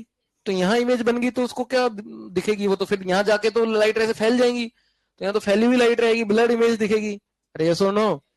तो इस पर्सन की दिक्कत क्या हो गई, दिक्कत ये हो गई कि रेटिना जो है उससे पहले ही इमेज बन गई। क्यों बन गई, उसका रीजन क्या है, देखो उसके कई रीजन हो सकते हैं। जैसे पहला रीजन तो ये हो सकता है कि ये जो आई बॉल है ना, that is too large, too large मतलब जरूरत से ज्यादा बड़ी है, रेटिना उसका जरूरत से ज्यादा पीछे है, इतना पीछे है कि रेज बेचारी वहां तक पहुंच ही नहीं पा रही, उससे पहले ही मिल जा रही है। या फिर इसका एक रीजन ये हो सकता है, लेंस इज टू थिक, जरूरत से ज्यादा लेंस थिक है। अब ये लेंस थिक होने का रीजन क्या है? हो सकता है किसी को जैसे बाई जेनेटिक भी होता है, बचपन से ही होता है ना, लेंस ही थिक है, वो क्या करे, जेनेटिक भी तो होती है ना कुछ चीजें। और या फिर ऐसा हो सकता है, या फिर muscles are not able to relax, क्योंकि मसल जब तक रिलैक्स नहीं होगी, पीछे नहीं हटेंगी, तो ये लेंस पतला नहीं होगा, पतला नहीं होगा तो अपनी पावर नहीं घटाएगा। दूर देखने के लिए पावर को क्या करना पड़ता है? घटाना। पावर घटेगी तो फोकल लेंथ बढ़ेगी, और बढ़ेगी तो ये यहां मिलने की बजाय आगे बढ़ के कहां मिल जाएगी? रेटिना पर। बट वो मसल रिलैक्स होने की नहीं हो पा रही है। तो एक रीजन क्या हो सकता है इसका? Ciliary muscles are not able to relax. इसका रीजन ये है कि ये वाला जो तीसरा पॉइंट है, इसका रीजन तो ये है कि हम ज्यादा टाइम तक जब पास देखते हैं, जैसे कोई ज्यादा देर तक लगातार पढ़ाई कर रहा है, या लंबे टाइम तक एक पास में मोबाइल स्क्रीन को देख रहा है, पास की चीजें अगर लंबे टाइम तक देखेंगे, तो लंबे टाइम तक देखने से क्या है कि मसल्स का उस पर स्ट्रेस जनरेट हो रहा है, लेंस स्क्वीज हो रहा है, तो वो परमानेंट स्क्वीज हो जाएगा। वो लंबे टाइम तक अगर आप मसल्स को दबा के रखोगे लेंस को, तो उसमें परमानेंट जो है थोड़ा बहुत पार्शियल थिकनिंग आ जाएगी। और वो परमानेंट थिकनिंग जब आ गई, तो फिर वो जब मसल हट भी जाएगी, तो वो लेंस वापस से अपने नॉर्मल शेप में नहीं आ पाएगा, समझे? इसलिए लगातार पास अगर हम देखते हैं, तो इसलिए दूर का चश्मा जो लगता है ज्यादातर बच्चों को, उसका रीजन क्या है? पास का चश्मा नहीं लगता, दूर का चश्मा लगता है। उसका रीजन क्या है? क्योंकि हम लंबे टाइम तक पास जैसे पढ़ाई कर रहे हैं, कोई जरूरी नहीं मोबाइल ही देखता हो, कोई लगातार पढ़ाई कर रहा है 2 घंटे तक बिना आंखों को उठाए ऐसे दूर, इसलिए बोलते हैं कि हमेशा जब भी पढ़ाई करें, हाँ एक वो डॉक्टर का सुना, 20-20-20 रूल, हर 20 मिनट में 20 सेकंड के लिए 20 मीटर दूर देखो। उससे क्या है कि जब हमारी आंखों का स्ट्रेस है वो हट जाएगा, जब दूर देखेंगे तो स्ट्रेस हट जाएगा ना, तो उससे क्या है कि ये वाली दिक्कत नहीं होगी। लिख लो इसको।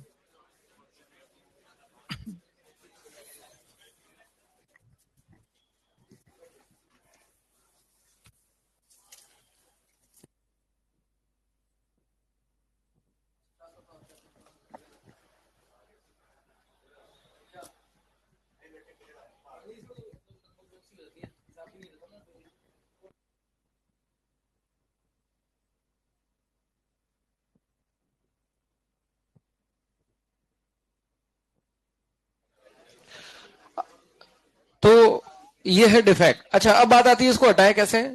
इसको कौन सा लेंस लगाएं कि हट जाए डायवर्जिंग रिवाय? क्योंकि देखो लेंस रिलैक्स नहीं हो पा रहा है, मतलब ये पहले ही मिल जा रही है, तो हम चाहते हैं पहले ना मिले, थोड़ा आगे जाके मिले, तो इनको और पास लाएं कि दूर करें? दूर। डाइवर्ज। तो कौन सा लेंस लगेगा? डाइवर्ज। और डाइवर्जिंग की फोकल लेंथ पॉजिटिव होती है नेगेटिव? नेगेटिव। इसलिए ये मायोपिक पर्सन होते हैं, उनको कौन सा पावर वाला वो लगता है चश्मा? नेगेटिव वाला। तो लिख लें यहाँ पर next point, to remove this defect, to remove this defect diverging lens should be used. Diverging lens should be used. जल्दी लिख लो।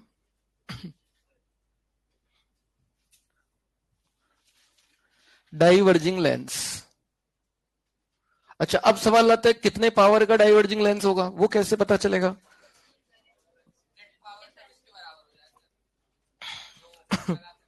देखो उसके लिए हमें क्या करना पड़ेगा? ये समझ में आ गया डाइवर्जिंग क्यों करना है?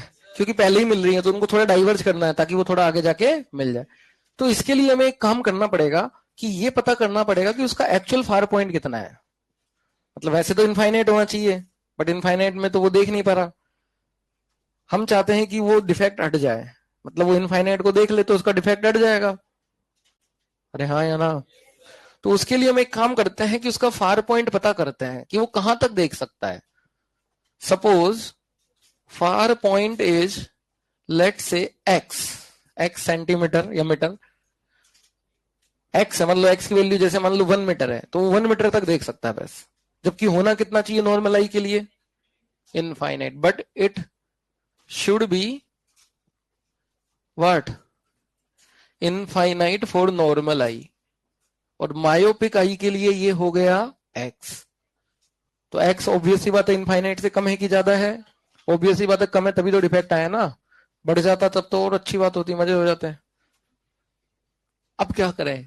तो हम एक काम करेंगे कि जैसे ये आई है, ठीक है, ये आई लेंस है और ये रेटिना है, वो एक्स तक देख सकता है। एक्स मतलब एक्स डिस्टेंस पे ऑब्जेक्ट रखा है ना, तो उसके लिए कोई दिक्कत नहीं है। और हम चाहते हैं कि वो इनफाइनाइट तक देखे ताकि उसका डिफेक्ट हट जाए। तो हमने क्या किया कि एक डाइवर्जिंग लेंस लगाया। पहली बात तो याद है डाइवर्जिंग लेंस, ये हमेशा कैसी, अपने को याद हो तो, अगर इसकी कंपेयर हम किससे करते थे? कॉन्वेक्स। जैसे कॉन्वेक्स में ऑब्जेक्ट कहीं भी हो, उसकी इमेज हमेशा पोल और फोकस के बीच में छोटी बनती है ना, ऐसे इसमें कहीं भी ऑब्जेक्ट हो तो इसकी इमेज जो इसमें राइट होता है मिरर में, वो इसमें लेफ्ट, इसकी इमेज हमेशा ऐसे बनेगी ना, इसी तरफ। अरे हाँ या ना? तो हम इनफाइनाइट को दिखाना चाहते हैं इस पर्सन को, मतलब इनफाइनाइट से आने वाली जो रेज है, अब वो ये क्या करेंगी, इससे गुजरने का से डाइवर्ज हो जाएंगी। अरे हाँ या ना? अब डाइवर्ज होंगी तो ये कहीं पीछे बढ़ाने पर मिलेगी कि नहीं मिलेगी? यानी एक तरह से फर्स्ट लेंस की इमेज हुई कि नहीं हुई, आई1। अब फर्स्ट की इमेज दूसरे के लिए किसका काम करेगी? ऑब्जेक्ट। अगर ये जो पॉइंट है आई1, अगर ये एक्स डिस्टेंस पर हो, तो इस ह्यूमन आई के लिए तो ऑब्जेक्ट एक्स पर है, और एक्स पर तो उसका फार पॉइंट है, मतलब एक्स तक तो उसे कोई दिक्कत, देखने में कोई दिक्कत नहीं है। तो अगर इसकी इमेज एक्स पर बन जाए फर्स्ट लेंस की, तो ये इमेज जो बनी फर्स्ट इमेज, वो सेकंड आई लेंस के लिए ऑब्जेक्ट होगी, और आई लेंस एक्स तक तो देख सकता है, मतलब उसकी इमेज रेटिना पर बना सकता है। तो ये सुन लो, तो फिर ये इनको क्या करेगा, इसके लिए ऑब्जेक्ट ये हो गया, और ये इनको कहां मिला देगा? रेटिना पर, और इसको इमेज बन जाएगी साफ सुथरी। बोलो कोई दिक्कत इसमें? अरे हाँ या ना तो बोलो।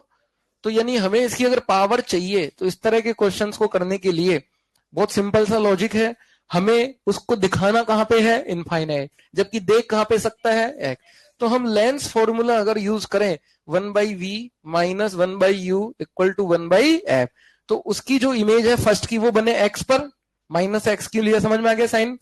और दिखाना कहां पर है उसको? इनफाइनाइट, यानी ऑब्जेक्ट कहां पर रखा है? Infinite, equal to 1/f। तो इसकी जो पावर आ गई या 1/f, वो कितनी आ गई? बोलो पावर कितनी आ गई? पावर कितनी आ गई? 1/f होती है ना, तो इतने पावर का उसको चश्मा लगेगा। जैसे किसी का फार पॉइंट मान लो 2 मीटर है, कि वो 2 मीटर तक देख सकता है साफ, तो उसका पावर होगा 1/2, माइनस 0.5 का उसको चश्मा लगेगा, माइनस 0.5 डायप्टर। किसी का फार पॉइंट है 5 मीटर, तो माइनस 1/5, माइनस 0.2 का। किसी का फार पॉइंट सिर्फ 1 मीटर है, तो उसका पावर -1 होगा। किसी का पावर फार पॉइंट मान लो 1 से भी कम हो गया, फिर तो क्या ही देख पाएगा वो। 1 से ऊपर नंबर जाना तो फिर बड़ा ही दिक्कत वाली बात है। ठीक है, चलो लिख लो इसको। तो ये है सिंपल सा लॉजिक, मतलब हमें डिफेक्ट हटाना है, मतलब ऑब्जेक्ट इंफिनिटी पर दिखाना है, और वो देख सकता है एक्स पर, तो उसकी इमेज एक्स पर बना दो, फिर वो तो एक्स पर तो देख ही लेगा। क्यों भाई, समझ में आ गया लॉजिक? अरे लॉजिक समझ में आ गया? लिख लो इसको। दूसरा लिखो, मैंने बोला लिखो, चलो कोई बात नहीं। इसका लॉजिक समझ में आ गया ना सबको? जल्दी लिखो फटाफट। देखो लिखते टाइम, समझते टाइम आराम से समझ लिए, लिखते टाइम भी आराम से लिखोगे तो फिर टाइम बचेगा कहां से? फिर कोर्स तो पूरा होगा ही नहीं।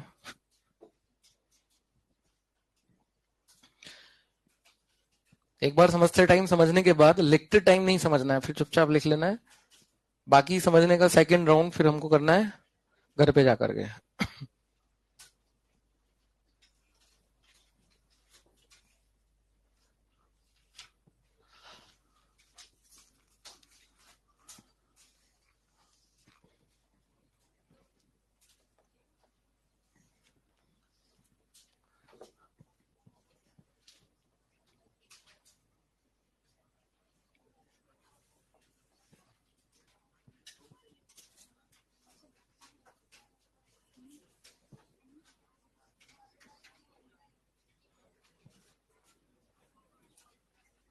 फार साइटेडनेस या हाइपरमेट्रोपिया, इसमें कौन सा पॉइंट गड़बड़ हो जाता है?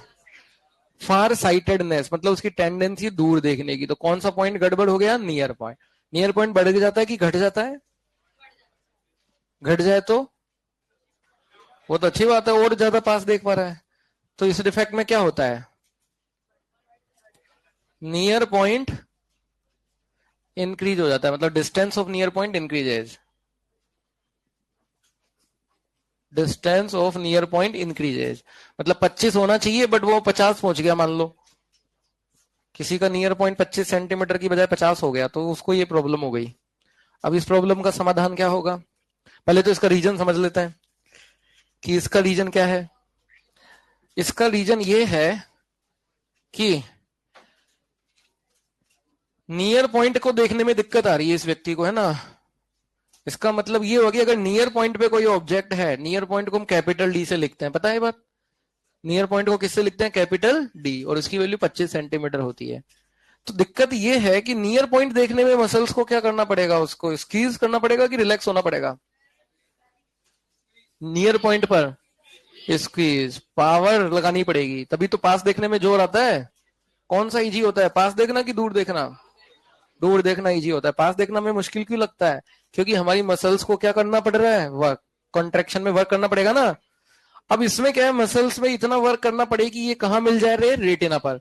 बट एक्चुअली ये क्या है कि इतना ज्यादा वर्क कर नहीं पाती ये मसल्स। तो उसकी वजह से क्या होता है, ये जो है लाइट रे रेटिना पर मिलने की बजाय रेटिना से बाहर पीछे कहीं मिलती है, जबकि मिलना कहां पे चाहिए था?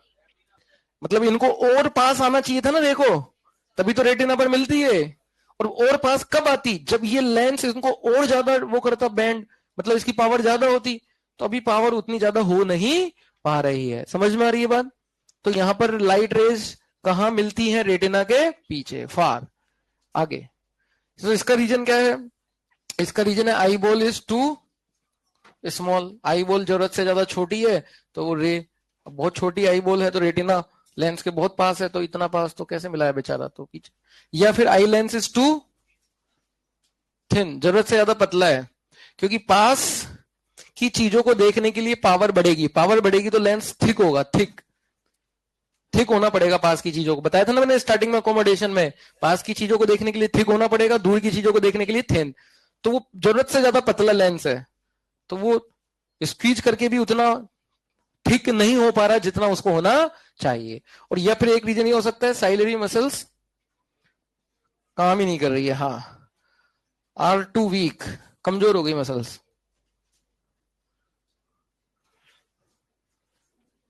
टू वीक,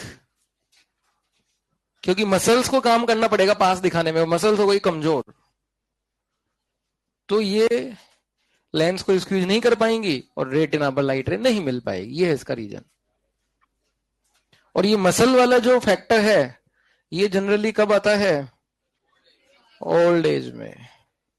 इसलिए ये वाला जो अगर बाई बर्थ है तो अलग बात है, बाकी ये डिफेक्ट कब देखने को मिलता है? ये वाला डिफेक्ट ओल्ड एज में। कब देखने को मिलता है?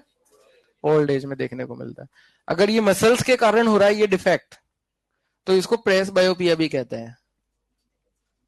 प्रेस बायोपिया, प्रेस बायोपिया फार साइटेडनेस ही होता है, बट अगर उसका रीजन ये है मसल्स की वीकनेस, तो इसी डिफेक्ट को प्रेस बायोपिया भी कहते हैं।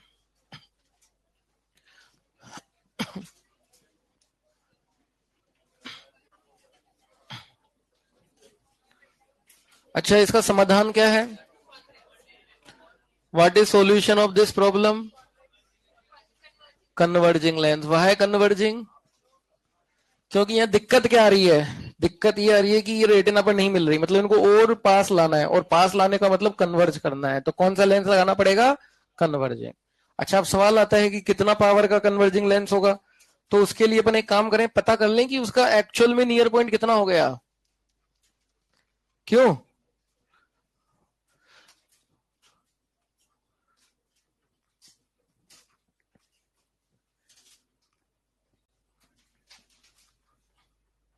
तो हमने पता कर लिया कि उसका नियर पॉइंट एक्स हो गया, जबकि होना कितना चाहिए? 25।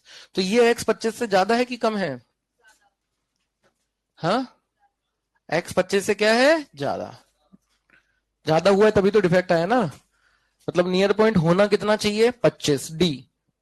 और हो कितना गया x, जैसे किसी का नियर पॉइंट हो गया 30 सेंटीमीटर, जबकि होना कितना चाहिए था 25। अब उसका अगर नियर पॉइंट x हो गया तो इसका मतलब क्या है कि x डिस्टेंस पर अगर ऑब्जेक्ट है तो उसको आंख क्लियरली देख सकती है, मतलब उसकी रे को रेटिना पर फोकस कर सकती है। तो इसका मतलब कितने पावर का लेंस लगेगा इस बार, कैसे कैलकुलेट करें इस चीज को?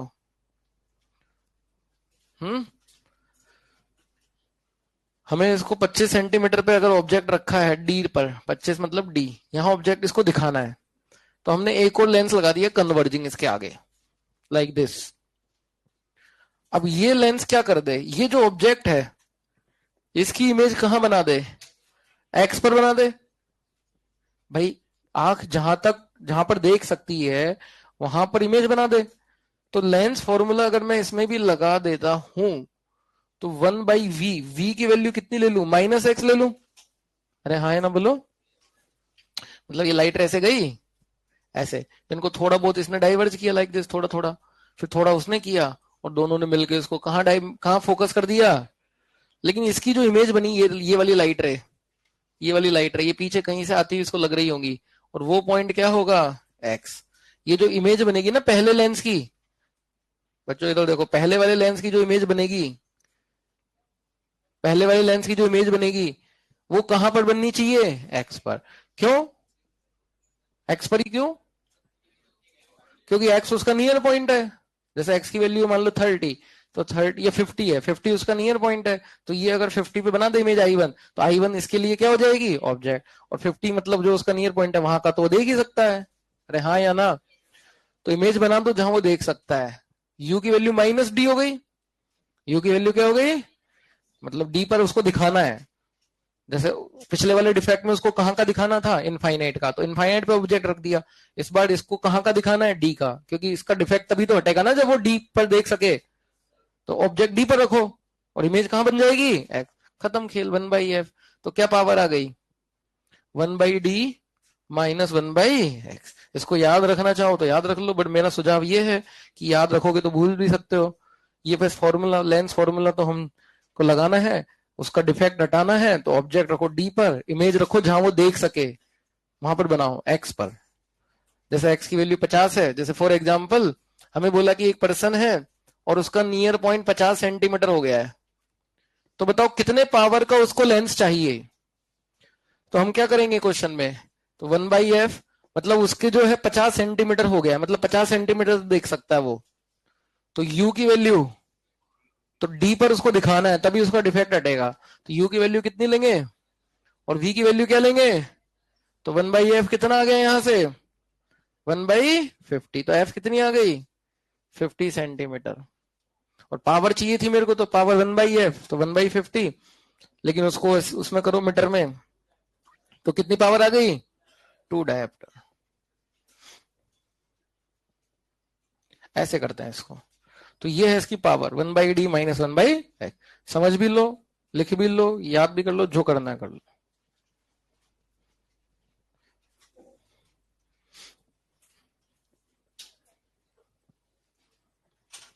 अब इसको लिख लो फटाफट से। तो ये 2 डिफेक्ट हैं, और तो डिफेक्ट तो वैसे बहुत सारे होते हैं, है ना। अब ऐसे मत पूछने लगना, एक स्टूडेंट एक बार पूछा सर वो किस वजह से होता है, क्या होता है वो, कैटरैक्ट, मोतियाबिंद। भाई बाकी डिफेक्ट के लिए फिर डॉक्टर से संपर्क करें, आंखों के डॉक्टर, ठीक है ना। ये लेंस से रिलेटेड कुछ कॉमन डिफेक्ट्स हमने देखे, बस यही हमको करना था। अब हम पढ़ेंगे सेकंड इंस्ट्रूमेंट, माइक्रोस्कोप। लिख लिया।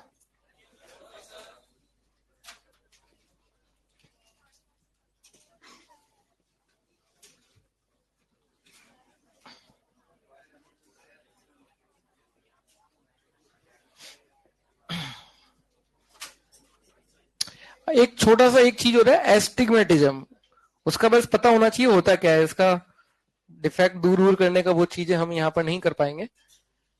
एक नाम बस ये पता होना चाहिए, एक डिफेक्ट और होता है एस्टिग्मेटिज्म। इसमें क्या होता है, यस, इसमें क्या होता है, कॉर्निया जो होता है ना, उसका जो रेडियस है, कॉर्निया, जैसे देखो इधर, ये आई लेंस है, सॉरी आई है, ये कॉर्निया आगे वाला पार्ट, ठीक है, ये इसके पीछे लेंस होता है, कॉर्निया के पीछे, क्यों?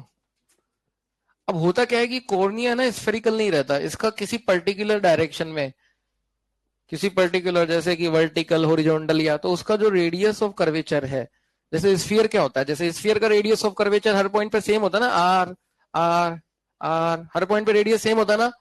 अब ये कहीं से मान लो डिफॉर्म हो गया इधर से थोड़ा सा ऐसा, तो इस पॉइंट पर रेडियस आर रहेगा क्या? फिर कुछ अलग से डिफॉर्म हो गया थोड़ा हल्का सा, जैसे यहाँ से ऐसे होना चाहिए था, बट ये ऐसे हो गया, तो यहाँ पर रेडियस बदल गया ना।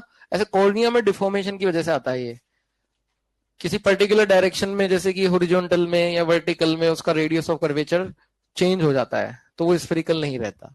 तो ये थोड़ा कॉम्प्लिकेटेड है, इसका वो पर्टिकुलर एक्सिस, किस एक्सिस के अलोंग रेडियस चेंज हुआ है, उसी के अलोंग एक्सिस वाला सिलेंड्रिकल लेंस यूज किए जाते हैं इसमें। जैसे यहां पर तो हम concave, convex, spherical lens use करते हैं, और इसको हटाने के लिए कौन से लेंस यूज करते हैं? सिलेंड्रिकल। बस ये पता होना चाहिए इसका कैसे होता है, वो सब चीजें थोड़ी सी अलग तरह की होती हैं, वो में नहीं पढ़नी होती है। तो इसमें बस एक लाइन लिख लें इस डिफेक्ट के अंदर,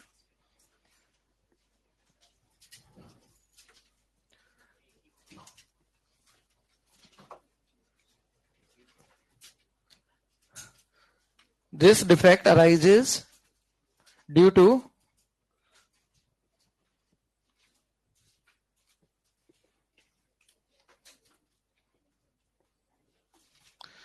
change in radius of curvature of cornea. This defect arises due to change in radius of curvature.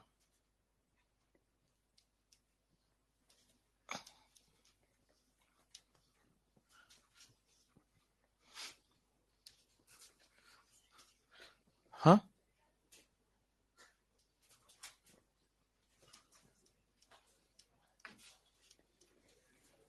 This defect arises due to change in radius of curvature of cornea in a particular direction. In a particular direction.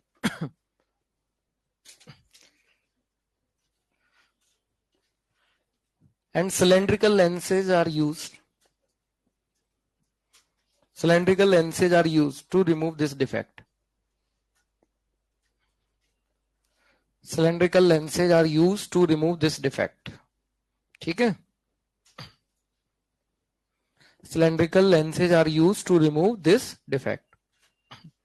इसमें क्या होता है, particular, जैसे cornea सामने से देखो, ये तो क्रॉस सेक्शन है साइड से, कॉर्निया स्फेरिकल है ना, जैसे वर्टिकल डायरेक्शन में या किसी एक पर्टिकुलर डायरेक्शन, जैसे इधर एक्स एक्सिस मान लिया, वाई एक्सिस में उसका रेडियस ऑफ कर्वेचर बिगड़ गया, या एक्स में हो गया चेंज, या किसी और में, तो उससे क्या होता है कि उस डायरेक्शन में वो ऑब्जेक्ट नहीं देख सकता, मतलब इसका नियर फार पॉइंट तो ठीक है, बट एक पर्टिकुलर डायरेक्शन में क्लियर नहीं देख सकता। जैसे कि ये मान लो विंडो ग्रिल लगी हुई है, वर्टिकल हॉरिजॉन्टल, किसी का कॉर्निया का रेडियस वर्टिकल में खराब हो गया, तो उसको वर्टिकल वाली ग्रिल नहीं दिखेगी स्पष्ट, हॉरिजॉन्टल वाली दिख जाएगी, ये किसी और इनके बीच में किसी एंगल पे उसके डायरेक्शन में हो गया, तो उस डायरेक्शन में लाइन नहीं दिखेगी।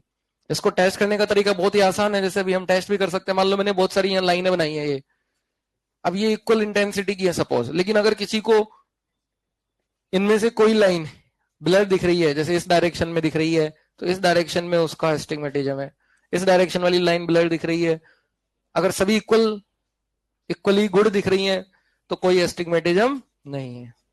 देख लो, चेक कर लो, दिख रही है कोई लाइन गड़बड़, या सभी एक जैसी दिखे?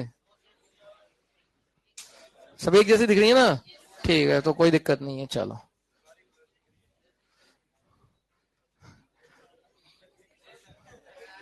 चलो कोई बात नहीं, तो ये एक डिफेक्ट होता है। अब लिखे microscope. Second, microscope, next I के बाद माइक्रोस्कोप।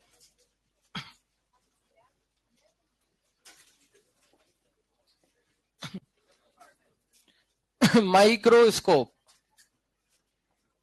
देखो माइक्रोस्कोप का काम क्या होता है, माइक्रो यानी बहुत छोटे ऑब्जेक्ट, छोटी चीजों को बैक्टीरिया वायरस जैसे छोटे छोटे थे ना, उनको देखने में काम आता है।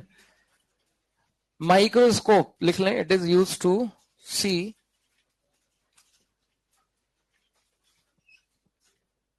very small objects. It is used to see very small objects. And its purpose is to increase the, and its purpose is, and its purpose is to increase the angle subtended by, to increase the angle subtended by, and its purpose is to increase the angle subtended by those small objects. Its purpose is to increase the angle subtended by those small objects on the eye. Purpose is to increase the angle subtended by those small objects on the eye. तुम आगे की आगे बैठ के बात करते रहते हो रोज, कल से लग बैठना तुम दोनों, ठीक है क्या?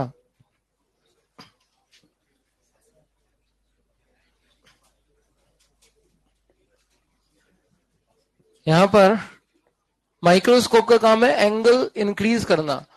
देखो होता क्या है, कोई भी चीज बड़ी छोटी किस चीज पर डिपेंड करती है कि कब बड़ी दिखाई देगी या छोटी दिखाई देगी। जैसे मान लो ये पेन है, अभी हमको एक पर्टिकुलर साइज का दिखाई दे रहा है, या सबको एक जैसी साइज का दिखाई देगा क्या? या मैं भी इसे देखूं तो मेरे को भी इतना साइज का दिख रहा है, जैसे जैसे दूर जाएगा तो मेरे को ऐसा लग रहा है कि क्या हो रहा है, छोटा। जैसे स्टार्स होते हैं हमें बहुत छोटे दिखते हैं, क्यों दिखते हैं छोटे? डिस्टेंस बढ़ने से छोटे क्यों दिखते हैं?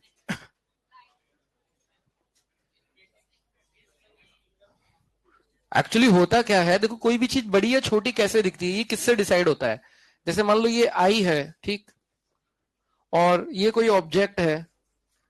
अब ये जो ऑब्जेक्ट है ये कितना बड़ा दिखाई देगा, ये डिपेंड करता है कि रेटिना के कितने बड़े पार्ट पर, ये रेटिना के कितने बड़े पार्ट पर इसकी लाइट रेज गिरती हैं, कितने बड़े पार्ट को रेटिना के ये एक्टिवेट करता है। रेटिना का कितना बड़ा पार्ट जो है उस पर इसकी लाइट रेज गिरती है, और वो किस पर डिपेंड करेगा कि रेटिना के कितने पार्ट पर इसकी लाइट रेज गिर रही है, इसकी इमेज पर। जैसे ये ऑब्जेक्ट है, ये एक लाइट रे मैंने ऐसे ली, एक लाइट रे मैंने ऐसे ली, ठीक है, और ये दोनों लाइट रे ये इसके ऑप्टिकल सेंटर से गई है। एक सेकंड थोड़ा ढंग से,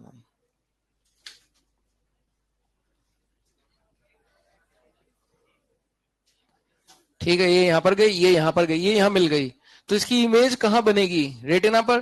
कितने बड़े एरिया में बनी, इतने एरिया में।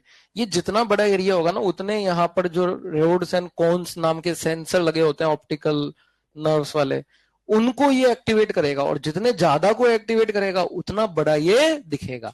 अब ये किस बात पे डिपेंड करेगा कि ये कितने बड़े एरिया को, ये इस एंगल थीटा पे, क्योंकि थीटा ज्यादा होगा तो ये इसका जो साइज है ये भी ज्यादा होगा, तो ज्यादा बड़ा साइज का इमेज बनेगा रेटिना पर, तो उतना ही तो बड़ा हमें दिखेगा। और ये थीटा क्या होंगे, सेम। तो ये थीटा क्या है कि ये ऑब्जेक्ट जो है ना इसने कितना एंगल सबटेंड किया। जैसे मान लो ये आई है किसी की, हम अगर ऊपर ऊपर से बनाए और ये एक ऑब्जेक्ट रखा है, तो ये कितना एंगल इस आई पर सबटेंड कर रहा है, समझ रहे हो? जैसे इस पेन को हम देख रहे हैं, अब कोई भी जैसे इसको देख रहा है तो हर स्टूडेंट के लिए इसका एंगल सेम होगा क्या आई पर?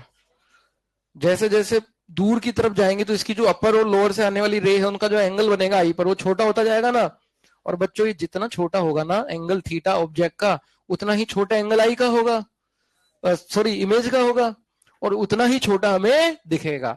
तो कोई भी ऑब्जेक्ट को बड़ा देखने का तरीका क्या है कि उसका एंगल बढ़ा दो। अब दूर है स्टार्स, तो उनका जो रेज आती है वो हमारी आई पर क्या बनाती है, बहुत छोटा एंगल नहीं बनाती क्या? जैसे यहां से आसमान में मून को देख रहे हैं तो उसकी जो रेज आएंगी बहुत दूर आते आते आई पर तो बहुत छोटे एंगल बनाती है ना थीटा, इसलिए हमें क्या दिखता है, ये बहुत छोटा, जबकि वो तो है तो बहुत बड़ा ना। तो माइक्रोस्कोप का काम क्या, इस एंगल को बढ़ाना। क्या बढ़ाना? एंगल को, अगर ये एंगल बढ़ गया तो हमें बड़ा दिख जाएगा। अब जैसे सबसे सिंपल माइक्रोस्कोप क्या होता है, वो मैग्नीफाइंग ग्लास जो ज्योमेट्री बॉक्स में होता है, सिंपल, जो बचपन में सबने यूज किया होगा, उसको लेकर के डिटेक्टिव भी बने होंगे ऐसे, है ना, ये माइक्रोस्कोप है, वो सबसे सिंपल माइक्रोस्कोप है। कैसे वर्क करेगा वो देखो। तो माइक्रोस्कोप में हमें यहाँ पे पूरा उसको नहीं पढ़ना डिटेल, हमारे को जो अपने सिलेबस की मैं बात करूं उसमें सिर्फ इतना पढ़ना है कि उसका मैग्निफिकेशन क्या होगा। हमें मैग्निफिकेशन से मतलब है।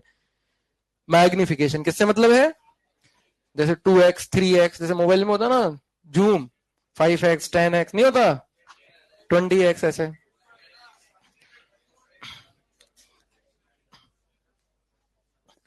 ऐसे माइक्रोस्कोप का भी जूम होता है, मतलब 10x 5x, एक्स तो एक ऐसी लगा देते हैं ऐसे, एक्स कोई फिजिक्स में कुछ होता नहीं है एक्स, है ना, ऐसे लगा देते हैं वो बस, कोई यूनिट नहीं है ये।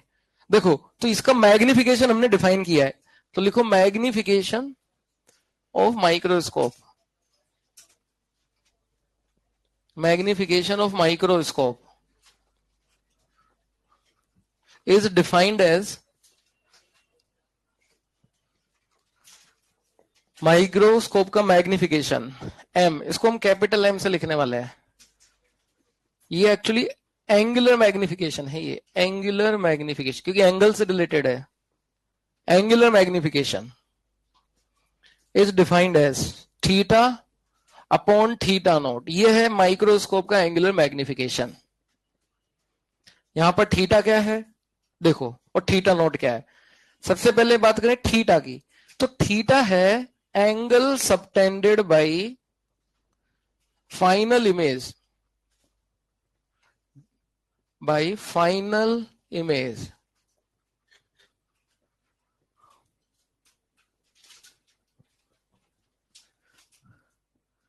On I with microscope. जब माइक्रोस्कोप लगा करके हम किसी चीज को देख रहे हैं तो उस ऑब्जेक्ट की जो फाइनल इमेज बनेगी, जैसे माइक्रोस्कोप भी कई होते हैं, सिंपल वाला तो एक लेंस का होता है, कंपाउंड वाले जिसमें बहुत सारे लेंस हो सकते हैं, तो उसमें जो लेंस हैं, जितने भी लेंस हैं, उन सब की जो फाइनल इमेज बनेगी वो कितना एंगल बनाए, क्योंकि हम तो फाइनल को देखेंगे ना। जैसे मान लो पीछे ऑब्जेक्ट और बीच में चार लेंस रख दिए, तो मेरे पास जो लाइट रे आएगी वो पहले लेंस, दूसरे, तीसरे, चौथे, तो मैं कौन सी इमेज को देखूंगा, पहली, दूसरी, तीसरी या लास्ट वाली को, क्योंकि जो लास्ट वाली इमेज होगी वही तो मेरे लिए ऑब्जेक्ट होगी, यस और नो। तो उसने कितना एंगल बनाया, और theta naught without my angle subtended by object placed at near point, इसमें कंडीशन है प्लेस्ड एट नियर पॉइंट। ऐसा इसलिए क्योंकि देखो without microscope, on I without microscope,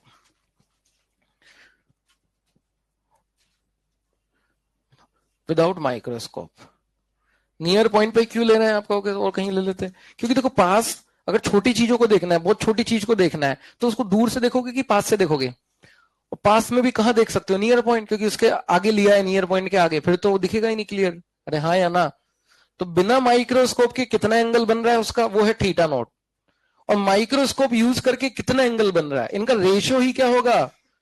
जैसे बिना माइक्रोस्कोप के 1 डिग्री का एंगल बन रहा है, माइक्रोस्कोप से 2 डिग्री का बन रहा है, तो कितना मैग्निफिकेशन हो गया, 2x। इसकी यूनिट क्या होगी, एक्स। एक्स कुछ है नहीं, ऐसे बस लिखते हैं ये ना, ऐसे मत सोचना कोई ये MLT कुछ क्या है, ये मास लेंथ, वैसे तो यूनिट लेस है ये, डायमेंशन लेस है, थीटा बाई थीटा नॉट, वैसे लिख देते हैं एक्स, ठीक है ना। अब जितना एंगल जितने टाइम्स हो जाएगा उतना टाइम्स दिखेगा। जैसे थीटा नोट है 1 डिग्री, थीटा है 4 डिग्री, मतलब 4 गुना बड़ा दिख गया मेरे को, समझे। तो अपना काम है थीटा को बढ़ाना।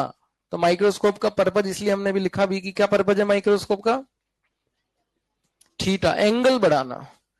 अब आपको एंगल कैसे बढ़ेगा देखो समझते हैं। इसमें सबसे पहले लिखो सिंपल माइक्रोस्कोप, दो माइक्रोस्कोप हम पढ़ेंगे, सिंपल और कंपाउंड।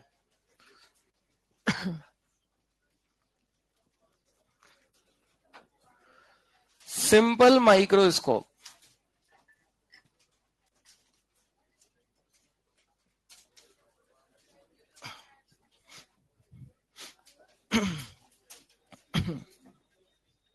और देखो ये टॉपिक एडवांस के नहीं है, सिर्फ मेंस के हैं, है ना, इसलिए इसमें ज्यादा स्ट्रेस नहीं लेना है, इसमें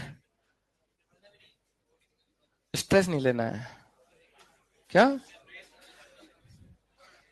इसमें फॉर्मूले बेस्ड क्वेश्चंस आते हैं, ज्यादा इसमें चीजें है नहीं एडवांस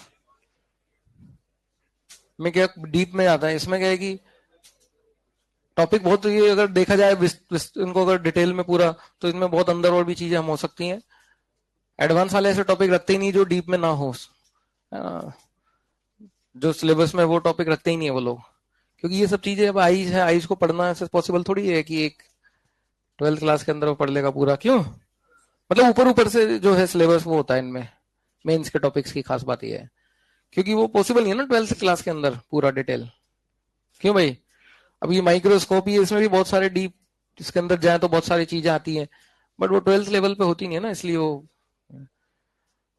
एक्चुअली ये वाले जो टॉपिक्स हैं अभी जो हम पढ़ रहे हैं, ये लास्ट के डिस्पर्जन और ये सब, इनमें बहुत सारी चीजें हमने देखी होगी, बहुत सारी चीजें आ रही हैं याद करने वाली, नहीं आ रही। हाँ, ये चैप्टर ही ऑप्टिक्स ही ऐसा ही है। क्यों? हाँ, बट इजी है, जैसा भी अच्छा है, जैसा भी है अच्छा है।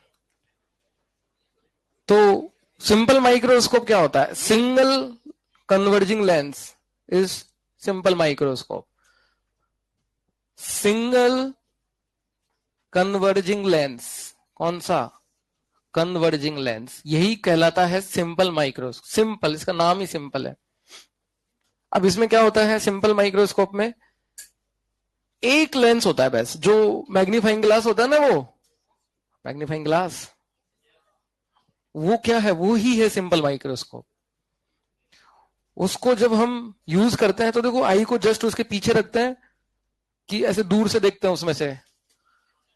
मैग्नीफाइंग ग्लास यूज किया होगा ना, अरे बचपन में तो सबने ही, तो उसमें ऐसे दूर से रख के देखते हैं कि पास से ऐसे देखते हैं? दूर से ऐसे क्यों नहीं देखते? दूर से देखोगे तो उसमें कुछ दिखेगा ही नहीं, इमेज पता नहीं कहां बन जाएगी, हमें दिखेगी नहीं। वो कभी देखना करके, अगर हो तो। नहीं, बिल्कुल आई के जस्ट आगे रखते हैं उसको, आई को जस्ट पीछे रखते हैं, फिर उससे से देखते हैं। यस और नो? तो इसमें भी ऐसे करते हैं, आई को जस्ट पीछे रखते हैं इधर, और ऑब्जेक्ट यहां कहीं है। अब ऑब्जेक्ट को इतना भी नहीं करना कि हमें उससे दूर लेंस से, हमें इसको इस प्रकार से रखना है कि जो ऑब्जेक्ट है ना, ये इसके फोकस के अंदर आ जाए। ये लेंस, इसका फोकस है एफ, तो ऑब्वियस सी बात है फोकस की यहां से डिस्टेंस होगी है, तो ऑब्जेक्ट की जो डिस्टेंस होगी यहां से यहां, इसको मैं मान लेता हूं यू नॉट, क्या मान लेता हूं, और इसकी फोकल लेंथ मान लेता हूं एफ नॉट। तो ऑब्जेक्ट की डिस्टेंस फोकल लेंथ से कम होनी चाहिए। आपको ऐसा क्यों? ऐसा इसलिए क्योंकि ये जो लेंस है इसको हम किससे कंपेयर करते हैं, बताओ मुझे, अरे बोलो तो। कॉनकेव से। और कॉनकेव में ऑब्जेक्ट अगर फोकस के अंदर होता है तो उसकी इमेज बड़ी बनती है और सीधी बनती है। अरे हाँ ना, जो जो मिरर में इधर होता है वो लेंस में इधर होगा, तो इसमें इसकी इमेज किधर बनेगी? अगर उसमें उधर बन रही थी तो इसमें किधर बनेगी? इधर, और बड़ी बन जाएगी। यस और नो? तो हम ये तो चाहते हैं इमेज बड़ी और बन जाए, सीधी बने। पहली बात, उल्टी नहीं बने। हम किसी चीज को देखें पता चला उल्टा दिख गया तो मजा आएगा? तो इसमें अगर लाइट रे में अगर लू ऐसे, क्या हो गया?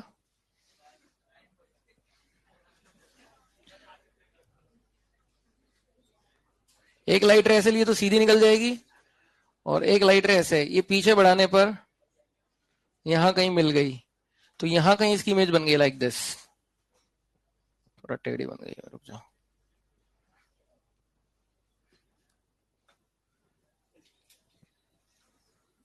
ये इस प्रकार से इमेज बन जाएगी। तो आई को ऑब्वियस सी बात है इनके फील्ड ऑफ व्यू में होना पड़ेगा, ये इस प्रकार से इसकी इमेज बन जाएगी। तो क्या यहां पर थीटा एंगल इंक्रीज हुआ बिना लेंस के जो होता और अभी जो होता? यस। कैसे हुआ? आपको कैसे हो गया थीटा? देखो, इससे मतलब नहीं है साइज से, एंगल से मतलब है। किससे मतलब है? जब भी तो हमें पास की चीज बड़ी और दूर की चीज छोटी दिखती है, नहीं दिखती? सब एंगल का खेल है पूरा।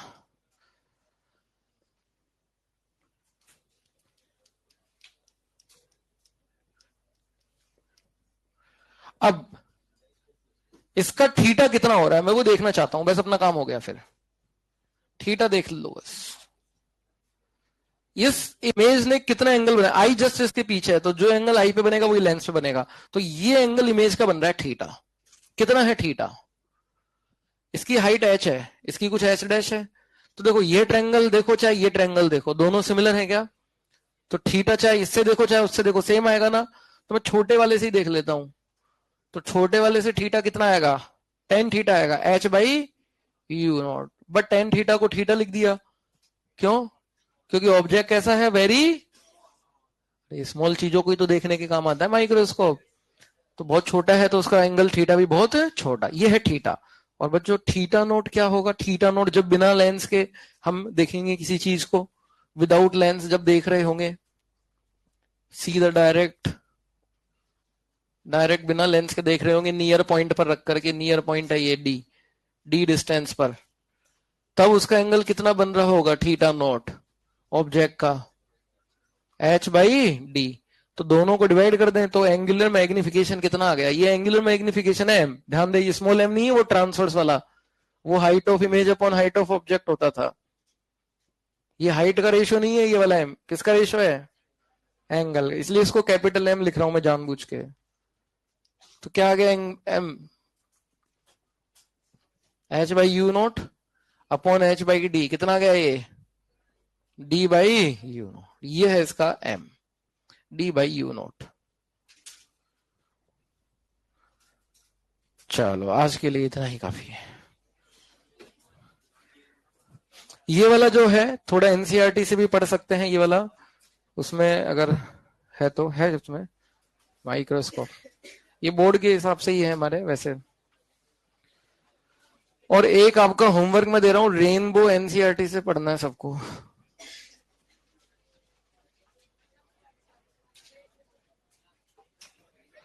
फिर बाद में समझा देंगे। क्या? नहीं अभी कल होगा। आपको तो आप कर दें 8 बजे तक, रुक जाओ तो है, कर दें? चलो तो फिर बैठो। क्या हो गया? थोड़ा सा ही बचा है अभी तो, बस टेलीस्कोप और बस खत्म। आधा घंटा लगेगा। क्या हो गया? यस बोले ना। कौन कौन चाहता है कि मैं आज ही पढ़ लें इसको? ठीक है, काफी लोग हैं तो पढ़ते हैं, चलो। अरे अब डिसाइड हो गया अब। देखो अभी ज्यादा लोग तो हैं उसमें फेवर में, है ना? चलो, क्या हो गया? कर लेते हैं, सही रहेगा। देखो chapter D why you not, देखो अब इसमें क्या है कि दो स्पेशल केस है।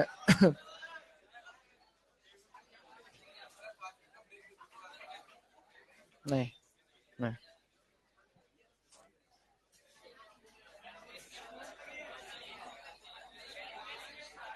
Young boys and girls don't cry. देखें इधर, यू आर वेरी ब्रेव। देखें डी बाई यू नॉट। अब इसमें दो स्पेशल केस होते हैं, टू स्पेशल केस। बस थोड़ा सा देखो, रुक जाओ देखो।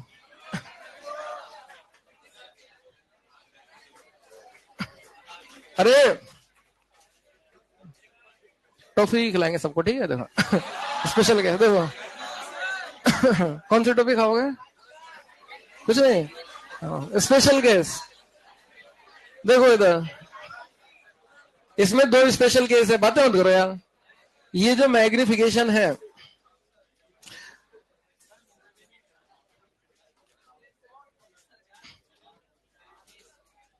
चलो कल ही पढ़ाएंगे इसको, ठीक है?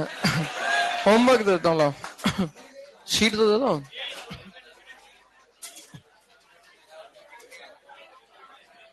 होमवर्क देने दो, भी रुक जाओ।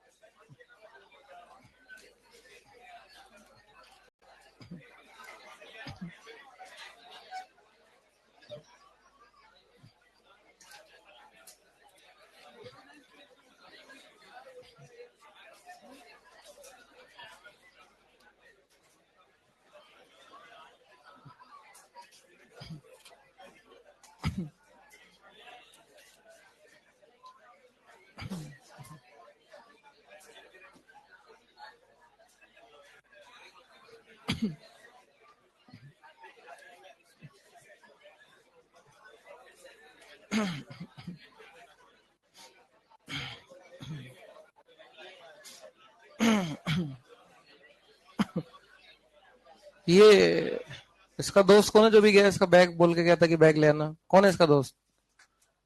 इसका बैग मेरे को दे देना, भाड़िया जमा कर देना, ठीक है? हाँ।